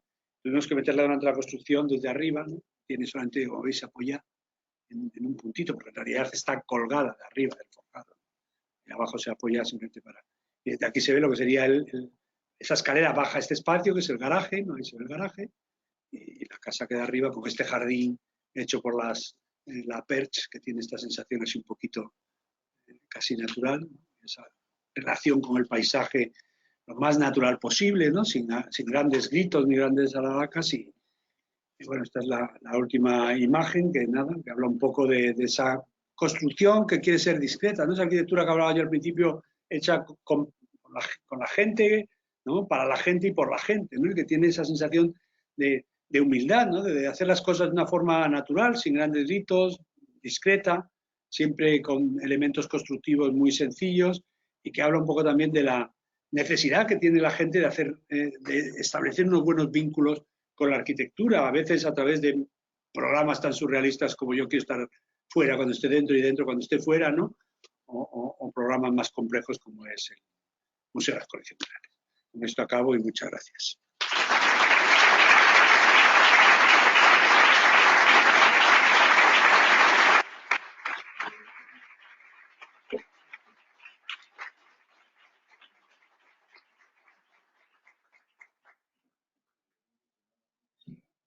Muchísimas gracias. La verdad es que ya sabíamos que no nos ibas a defraudar y que ha sido precioso.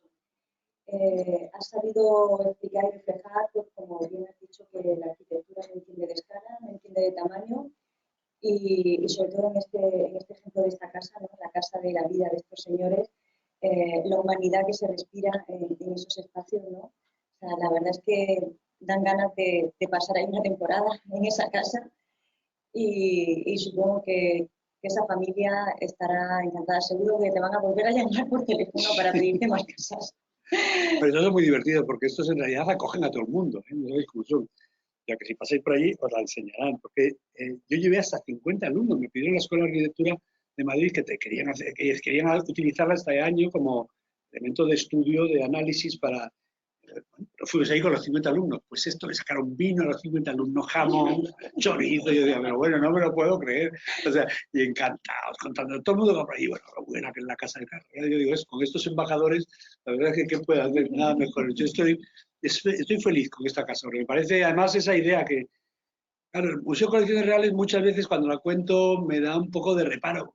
Yo no voy a hacer esa obra, probablemente vosotros tampoco, ¿no? Porque es una obra que ha coincidido los astros en un momento que la sociedad necesitara eso, que estuviéramos ahí. Ha sido una suerte. Lo normal es hacer casitas, ¿no? Yo creo que la casa tiene una cantidad de arquitectura y es tan bonito ver cómo en cosas pequeñas se puede hacer mucha arquitectura que yo ya digo, nosotros estamos ahora concentrados en viviendas pequeñas, con mucho cuidado. Que realmente la función social que tiene el arquitecto se plasma perfectamente en este tipo de ejercicio. Lo ha dicho también antes Jaime, realmente el poder hacer espacios para que la gente sea feliz, pues yo creo que una satisfacción tremenda, ¿no? O sea, qué mejor satisfacción podemos tener nosotros diciendo, bueno, realmente son espacios que hacen que la gente se encuentre bien, que diga, qué bien estoy dentro, qué bien estoy fuera, ¿no? Eso, la verdad es que es una maravilla.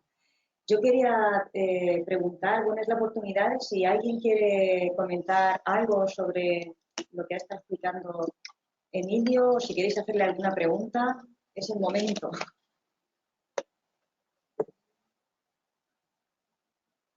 Hay muchos alumnos también aquí, ¿no? Podéis aprovechar. María, qué bien, hombre. No me pregunte muy difícil. No. Sería así. Si es un micrófono, te lo acerco. Bueno, no. Sí, por favor. Bueno, ¿no? ¿Hay otro micrófono? ¿No? Bueno, habla. Es igual, hablo. No sé, estaba pensando cuando venía para acá desde Alicante y puedo oír la conferencia en mi vida, que eres una persona que la arquitectura te ha tratado muy bien y también te ha tratado muy mal, ¿no? O sea, me has explicado, me gustaría si haría solución o no, pero bueno, fue muy fuerte lo que ocurrió, ¿no? Entonces, al ver, digamos, las dos obras estas, te pregunto, ¿en qué medida si tú en algún momento,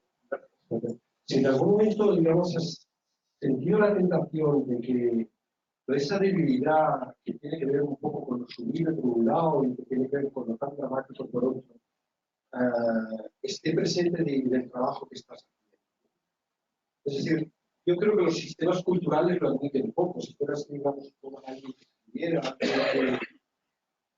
que estuviera haciendo otro tipo de trabajo, de arquitectura, seguramente, digamos, estaría reflejado esta doble condición de la que hablo, ¿no? Y en este momento, digamos, en que a veces la arquitectura empieza a estar atenta a otro tipo de sensibilidades que antes parecía que no contaban, que ahora empiezan a contar. Mi pregunta sería, ¿tú te planteas poderlas incorporar? ¿O para ti la arquitectura sigue siendo esta entidad autónoma? No es una pregunta trampa, no te rías, ¿eh? No es una pregunta trampa, es una pregunta que tiene que ver. ¿Sigues pensando, digamos, que la arquitectura tiene esta condición como autónoma, autosuficiente, capaz de explicarse siempre por ella misma, más allá de lo sublime y lo doloroso? No. Contestación, no.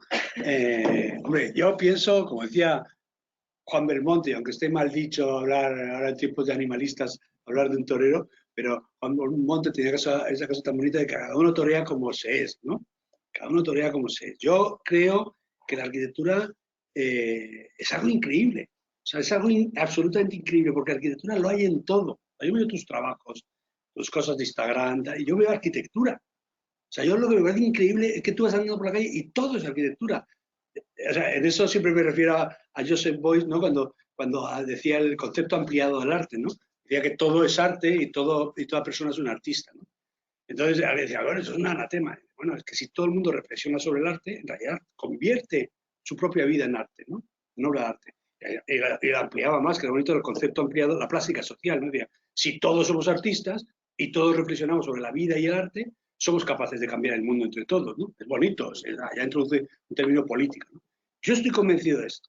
Yo estoy convencido de esto, de que todos somos arquitectos, en cierto sentido. A mí cuando viene una señora y me dice, oye, una señora de una casa, o el dueño de esta casa, o el niño, la hija, dice, yo es que me parece importante para mí tal cosa, pienso, joder, ¿qué le parecerá importante? O si dice, oye, es que esto que ha dicho esta hora tuya, yo no me gusta esto, digo, pues es interesante lo que me está contando. Decía, a mí me parece que lo que es impresionante de la arquitectura es que está en todos sitios. Todo el mundo es capaz de tener conceptos arquitectónicos y si todos aplicáramos nuestra forma de entender la arquitectura a la vida, probablemente la mejoráramos.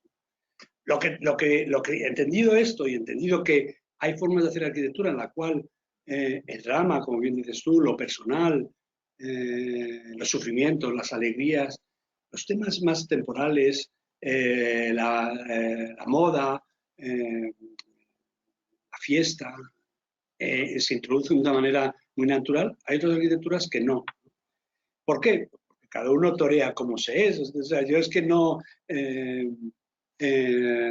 sea, no nos vemos en nuestra oficina haciendo cosas que no sean lo que hacemos. Pero no porque creamos que la disciplina, porque, digamos, los mecanismos de la propia disciplina son estos y son excluyentes. No, al revés. Bienvenidos sean todas las invitaciones a hacer otras cosas. Bienvenido sea toda la gente que hace otras cosas diferentes. Disfruto tanto con tus cosas como las de María Langarita, como las de cosas que hemos visto hoy ahí de este Avellán, ¿no? De Avellán, ¿no? Esa casa tan bonita, Andrés Jaque. Os quiero muchísimo a todos, me encanta. Además, me gusta mucho ver formas de hacer la arquitectura diferente, irte a Suiza y ver los radicales estrictos, irte a Inglaterra y verlos profesionalistas. O sea, me parece que es maravilloso, es que hay tantas formas de hacer arquitectura como personas. Hay cosas en común y es bonito ver los vínculos, hay cosas menos en común, hay cosas más distantes, pero yo no creo en la disciplina en sí misma. Ahora, sí creo que existe una disciplina. O sea, sí creo que existen unas reglas, existen unos mecanismos que se pueden aprender. Y eso es bueno, es decir, es como la escritura, ¿no? Te pueden enseñar, oye, hay estas reglas de ortografía, ¿puedo escribir con falta de ortografía? Pero como quiera. ¿Puedo escribir siguiendo las reglas de la sintaxis? Me parece estupendo. Pero existir, en cierto sentido, existen, ¿no? O sea, a mí, por ejemplo, me produce cierta incomodidad cuando ves faltas de ortografía en un examen, ¿no? Pero sin embargo no me producen cuando ves faltas de ortografía en una poesía, ¿no? Es decir, si un académico, si un estudiante se dirige a ti y escribe en la memoria faltas de ortografía, me inquieta, porque digo, hombre, o sea, en la universidad no podemos poner faltas de ortografía inconscientemente. Pero si pongo falta de ortografía conscientemente, porque estoy escribiendo una poesía en la cual la falta de ortografía produce alteraciones del significado, me parece interesantísimo. Por lo tanto, resumiendo, yo creo que no hay una forma de hacer arquitectura. Hay muchas formas de hacer arquitectura. Por lo tanto, resumiendo también, yo creo que la vida de las personas está entremezclada con la obra. No se pueden separar. Es muy difícil separarla. Unos somos más fríos y tratamos de colocarse un poquito más lejos, pero están ahí. Están ahí. O sea, están ahí latentes, ¿no? Y otros sois más fiesteros y más animados a lo mejor y la sacáis con más alegría. ¿No? Me parece fenomenal.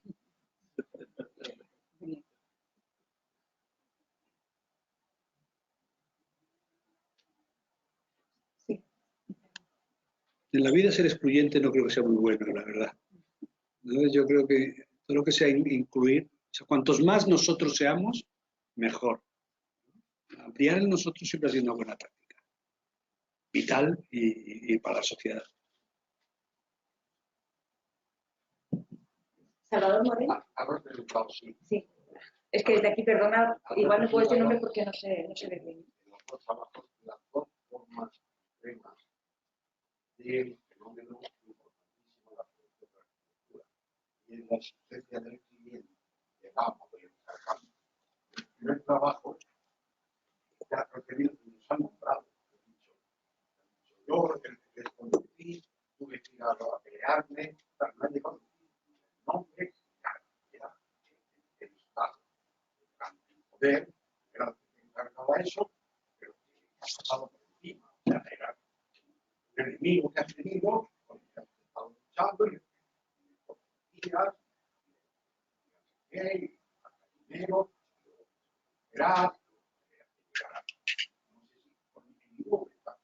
has hablado del organismo, del Estado, de personas, de nada. Era un elemento poderosísimo, era el amo de todo eso, que barbaridad de millones, pero que has asumido que tenías que luchar contra ese mundo, contra esa jauría, con la diferencia de que este segundo, no, era una familia, un novio amable, cariñoso, simpático, le dejaron hacer lo que han encantado, y sí, están encantados de ellos, y no te vas a olvidar nunca de ellos. Del otro monstruo, sí. Yo creo que no, yo creo que has entendido mal, Salvador. Vamos a ver, yo lo he nombrado al cliente, es patrimonio nacional.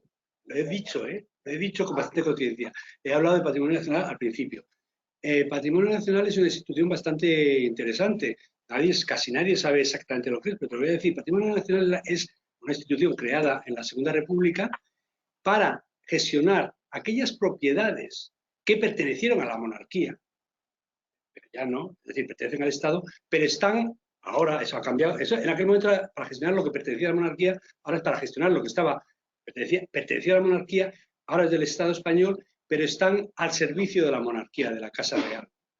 Entonces es una institución, porque todo el mundo relaciona patrimonio nacional con la película, o sea, es como un lío, nadie entiende muy bien lo que es patrimonio nacional. Patrimonio nacional, yo he tenido en estos 20 años, he tenido 5 presidentes de patrimonio nacional, para que te hagas una idea, todos son condes, duques, etc. he tenido como 10 directores generales de museos y patrimonio, y como unos 20, no, 20, no 20, no, pero 15 técnicos de uso de conversación cercana y de discusión.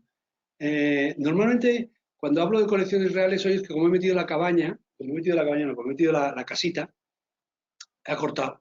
Normalmente hay una pequeña parte que explico lo que es patrimonio nacional y la importancia que tiene el patrimonio nacional. Cuando he puesto el esquema del origen en 1936, de la Segunda República, ahí explico también que ahí ese es cuando empieza patrimonio nacional y lo que significa, y luego lo explico bien. Patrimonio nacional, para mí un cliente nunca es un enemigo, ¿no? Yo creo que si me he expresado mal, pido perdón, o sea, se habla en tono coloquial con los compañeros, pero no tiene nada de eso, que va al revés. A mí me parece que lo gracioso del proyecto, que esta conferencia podría ser mucho más larga, es la cantidad de cambios que ha sufrido el proyecto por la cantidad de deseos, algunas veces caprichosos, en otras veces muy justificados, de cuestiones programáticas, funcionales, arquitectónicas, constructivas, materiales, conceptuales, de los diferentes presidentes, generales, gerentes, directores generales y técnicos. Todos han aportado algo. Y lo gracioso es que el proyecto, que esa es la gracia de la conferencia, pero está explicado un poquito rápido, porque no quería aburriros. Pero la gracia es cómo una idea es un sistema de extensión a partir de Sacchetti, que es lo que ganan. Tú cuando ganas un concurso también te están dando... O sea, ¿por qué hacíamos concursos? No teníamos clientes, pero también cuando tú ganas un concurso, el cliente dice, oye, esto es lo que tú has querido, no lo que yo he querido, tú lo has elegido. O sea, hay algo de que el cliente ha elegido eso, entonces ya tienes una base para empezar. Por lo tanto, nunca se puso en duda esta idea del crecimiento, el crecimiento natural del Palacio Real hacia el sur, ni del granito, todo eso no se ha puesto nunca en duda. Pero el edificio tiene cambios y cambios y cambios y cambios. Y divertidos, porque algunos empeoran, otros mejoran, otros tal. Y al revés, yo creo que un buen edificio se hace con un buen arquitecto y dices, bueno, a veces los arquitectos hacen buenos edificios. Un arquitecto y un buen cliente, y tampoco, un buen arquitecto, un buen cliente y un buen constructor. Necesitas esa combinación, ¿no? Y muchas veces en el proceso, y eso es lo bonito del tiempo, ahí se entremezclan. Yo con algunos de los presidentes de Patrimonio Nacional, que ya digo, casi todos son aristócratas y diplomáticos de altísimo nivel, me sigo manteniendo una gran amistad. Nos llevamos muy bien y hemos discutido muy fuerte de los proyectos y de presupuestos. Y con casi todos mantengo una relación. Con los técnicos me llevo fenomenal, con los 15. Y con los directores generales, prácticamente todos también. No tengo nivel de amistad porque son más cargos también más técnicos. Normalmente estaba el político, que es el presidente del Patrimonio Nacional, que muchos de ellos me han abierto sus casas, nos han llevado a fiestas, hemos estado con ellos. Y los técnicos, que son más de mi nivel, nos hemos llevado fenomenal. Para mí el cliente, no hay una buena obra sin un buen cliente. Esta obra ha tenido un buen cliente, un buen constructor, porque era el mismo, tenía muchas ganas de construirlo bien. Un arquitecto, pues, que le ha acompañado en este viaje. De esta carta tienen muchos, no le he impuesto. También el género literario o dramático de la conferencia es un género que impone ciertos chistes o ciertas bromas que se entiende que son para conectar al público y bueno, pues unas veces le toca al cliente, otras veces te toca a ti, ¿no? Como arquitecto, otras veces, ¿no? Pero no hay ninguna imposición. Aquí es curioso, o sea, yo creo que le presentamos como 10 maquetas de esta casa diferentes, las trabajamos, él eligió, se elaboraron, se discutieron, hasta las irregularidades urbanísticas que quería cometer una vez que nos fuéramos. Hubo que enseñar que la vida no va de eso, que la vida va de que uno hace lo que se puede hacer, que no se piensa un proyecto, porque él quería tapar el patio, decíamos, el patio ya no nos daba superficie ocupada. O sea, el patio, en un momento que la casa eran 9 salas, y el patio no nos daba la ocupación, porque los metros cuadrados nos sobraban. Metros cuadrados constructivos nos sobraban, pero la ocupación nos faltaba. Quitamos el patio. Y él, en su cabeza se quedó que él iba a construirlo luego después, vamos, por encima de su cadáver. Y toda la hora fue una cosa didáctica de ir charlando. Y al final cuando lo vio, dice, es que este patio es muy bonito, no lo voy a cubrir. Digo, pues sí que era lo que te decíamos, que es que la casa gana con un patio colocado ahí un poquito de esa manera. Porque todos los proyectos están hechos a partir de una serie de ideas racionales, una serie de ideas irracionales, pero mucho azar y mucha injerencia de normativas, que esas son las constricciones de las que yo hablaba al principio. Tú tienes unas reglas que vienen de tu juego, que quieres hacer, es un juego geométrico, material, constructivo, aquí se ve muy bien la idea de juego en esta casa, pero luego aparecen unas reglas que son pues, disciplinas urbanísticas, el vecino, el cliente, no sé qué, que no hay que verlo como despectivo. Yo lo veo que las constricciones normalmente enriquecen. De ahí, incluso hemos escrito un artículo sobre la arquitectura potencial, sobre la potencialidad de la limitación en la arquitectura. Es decir, cuando a ti te dice alguien que, yo qué sé, que mi casa tiene que estar hecha con la piedra que yo tengo, porque la tengo en la cantera, es una constricción interesante, porque, bueno, a lo mejor no te gusta la piedra, pero luego resulta que tienes que encontrarle el punto. Por lo tanto, para mí es importantísimo el cliente. Importantísimo. O sea, no se hace una buena obra sin un buen cliente, no se hace una buena... ¿no? Y patrimonio nacional es fundamental. Lo que pasa es que si te explicara el Colecciones Reales de principio a fin, estaría 3 o 4 horas, porque tiene mucho... La gracia es ver que con muchos cambios sigue siendo lo mismo. ¿Andrés? Perdón.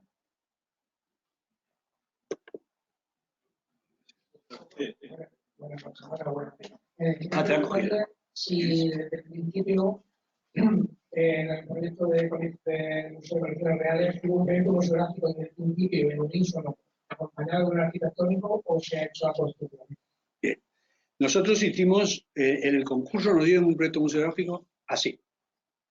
Todas las piezas, el tamaño, dimensión de las galerías, dimensión de las salas, dimensión de los pasillos, dimensión de los almacenes, todo. El historial, cómo se iba a hacer. Era un museo que iba a tener 3 áreas, una de carruajes, una de tapices y otra fundamentalmente de arte suntuario, que tenía pintura, tenía tal, y eran las 3 plantas que tenemos. Nosotros tenemos 3 plantas porque había 3 museos. Armaduras, se mantenía en la sala de armaduras que tiene ahora mismo el Palacio Real, y ese era un museográfico con el cual hemos trabajado toda la vida. Desde 1999, ese museográfico, hasta más o menos 2015.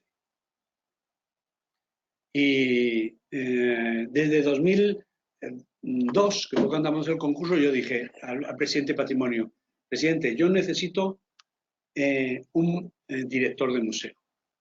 Si no hay director de museo, no hay museo, va a salir mal, nos vamos a equivocar. Tiene que haber un director de museo.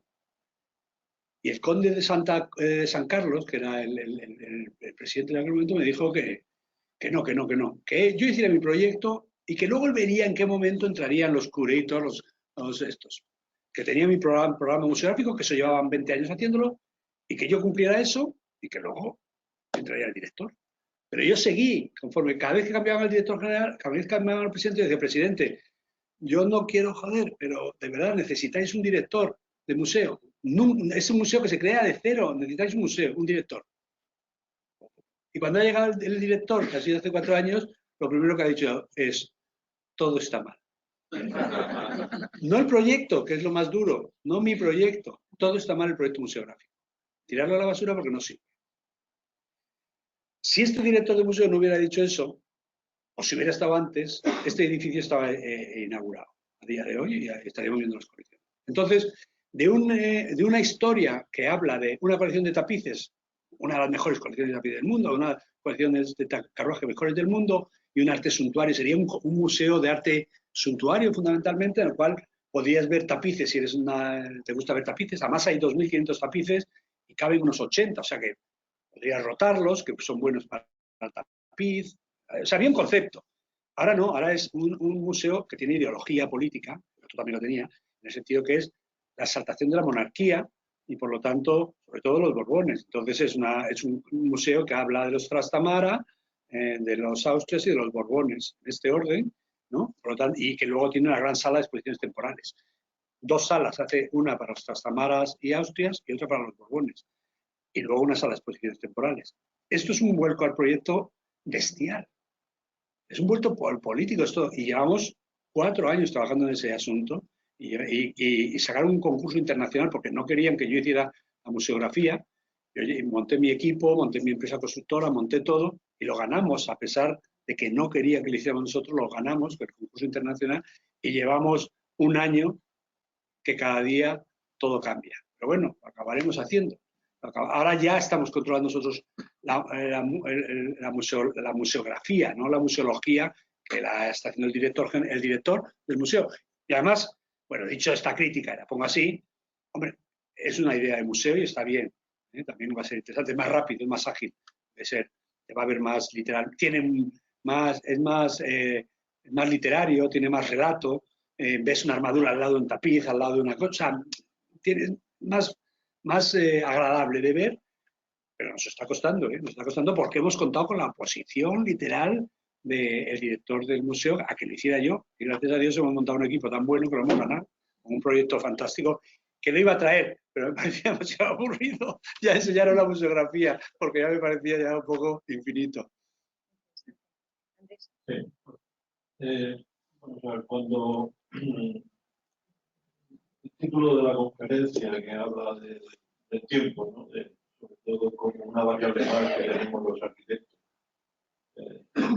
me gusta la manera que has expuesto la conferencia por un motivo que se refleja, y supongo lo habrás hecho caso hecho, de cuando terminas la carrera, lo normal es que te encarguen este proyecto. Que sea, digo lo normal, que sea un proyecto que esté contenido, un proyecto pequeño, que tenga, y donde de alguna manera a lo mejor no expresa con la rotundidad que tú has hecho aquí, pues esa variable también que es la experiencia, ¿no? Me remito de nuevo al tiempo, ¿no? Sin embargo, la primera obra, que se supone que es una obra que cuando ya llevas experiencia, que ya llevas muchos años trabajando, tal, entre comillas, es la que se supone que te tienen que contratar, ¿no? Pues resulta que la pones en primer lugar, ¿no? Entonces, ese contraste entre una obra y otra en el tiempo, me hace pensar que, como si dijéramos, has disfrutado muchísimo más en este elemento, como si dijéramos, último, que quizás en todo el proceso de gestión de los 20 años que has dicho que has trabajado en el hogar. Sencillamente porque has introducido aquí quizás ese concepto también del tiempo, ¿no? Y de todo el coraje, de todo esa sensibilidad que vas cogiendo con el tiempo, esa experiencia, y de pronto te encuentras con un elemento que dices, tu coche, además lo has dicho, dices, esta es mi casa. Bueno, tengo que decirte que no sé si al principio, en el caso un poco al principio de la carrera, si hubieras hecho esta casa, quizás no, estoy convencido de no, pero quizás no lo hubieras metido todos los elementos que ahora mismo has introducido. Eso sí es una... Oiza nos decía siempre que en primero de carrera hay que hacer una ciudad, ¿no? Y ya pues luego ya en la mitad de la carrera hay que hacer una casa. Y ya cuando se acaba la carrera, un picaporte, ¿no? Eso es lo que decía. Decía que el programa era al revés, lo que siempre se dice. Es decir, todos los programas dicen que hay que hacer un dibujito, un picaporte, una silla, tal, para luego subir a la casita. No, ahorita decía que había que hacer al revés. Que lo grande se hacía al principio y lo pequeño se hacía al final. No sé, yo particularmente soy disfrutón y sufridor a la misma vez, ¿no? O sea, sufro mucho con todo y disfruto mucho con todo. Y disfruto mucho porque hasta cuando sufro me doy cuenta que estoy vivo y eso me gusta mucho. O sea, hasta cuando lo paso mal digo, es que si no lo estuviera pasando mal, que a lo mejor estaba bajo tierra ya, ¿no? Porque entonces, en el fondo, yo lo he pasado muy bien en Colecciones Reales. He tenido ese bajón, ese momento malo cuando falleció Luis, pero ha sido una experiencia muy buena y no me arrepiento de nada, de ninguna de las discusiones acaloradas en algunos momentos, ninguna de las bromas, ninguno de los amigos que hemos hecho en el camino, ninguno de los temas, ¿no? O sea, que hay muchas historias divertidas de colecciones que son todo disparatadas a forma disparatada y me hacen gracia vistas en el tiempo, ¿no? O sea, que no sé. Yo creo que hay que vivir sufriendo y pasándoselo bien y disfrutando, porque la vida es eso, ¿no? Y yo creo que no me arrepiento de, o sea, no tengo la sensación de que lo haya pasado mejor en esta que en la otra. Al revés, la otra ha sido más larga, más tiempo, ¿no? Me ha dado de comer más años. Más tiempo de sufrimiento. Pablo.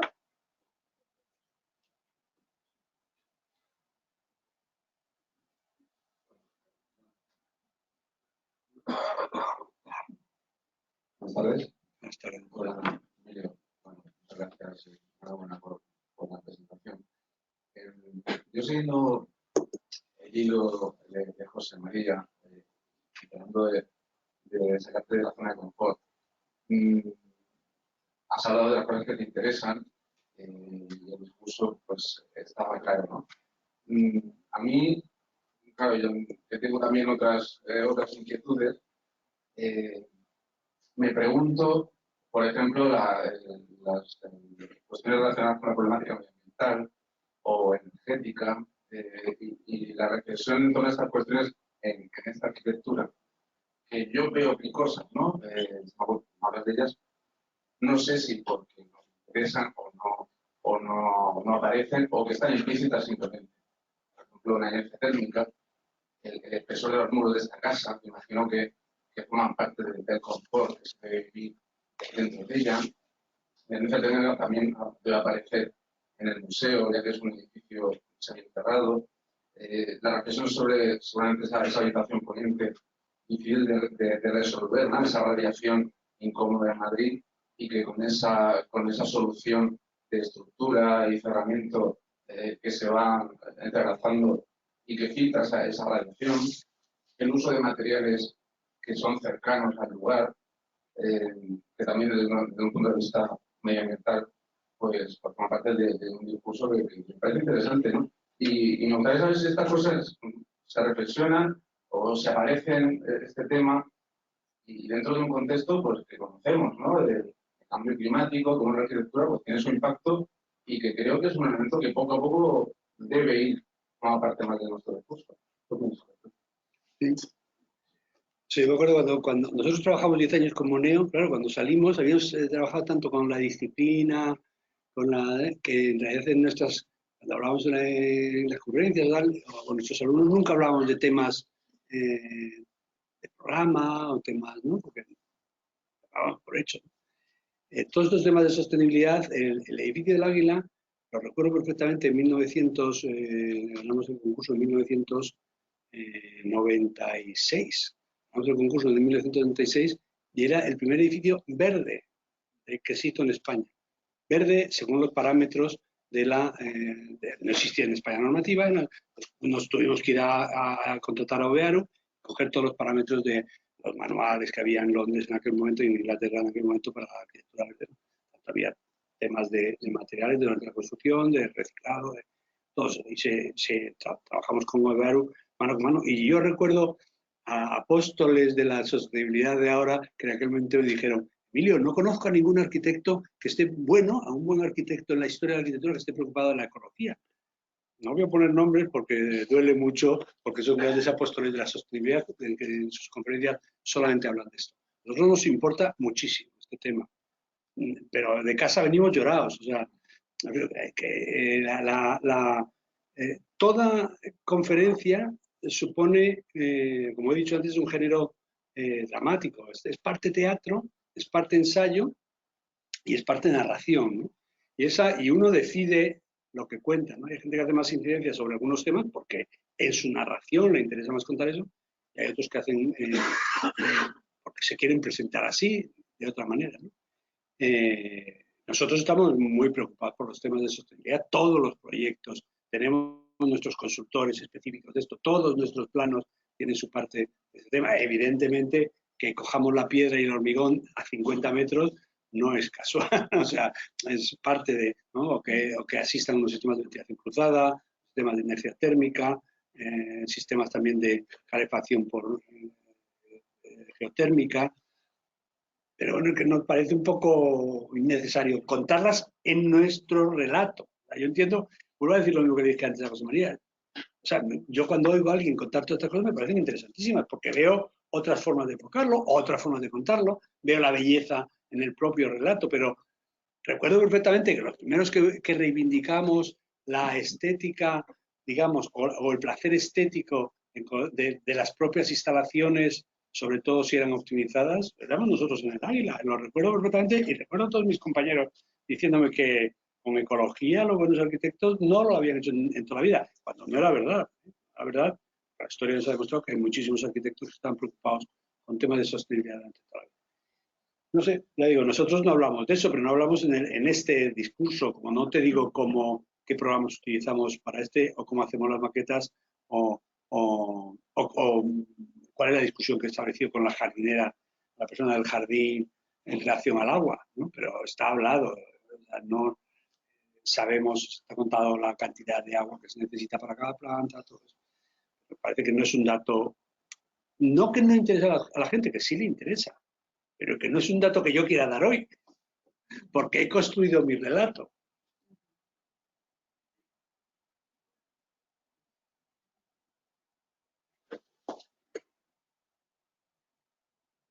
¿Alguna pregunta más? Muy bien. Bueno, pues agradecer a todos vuestra asistencia y ahora si queréis seguimos comentando con él arriba mientras nos tomamos algo, ¿vale? Muchísimas gracias. Venga.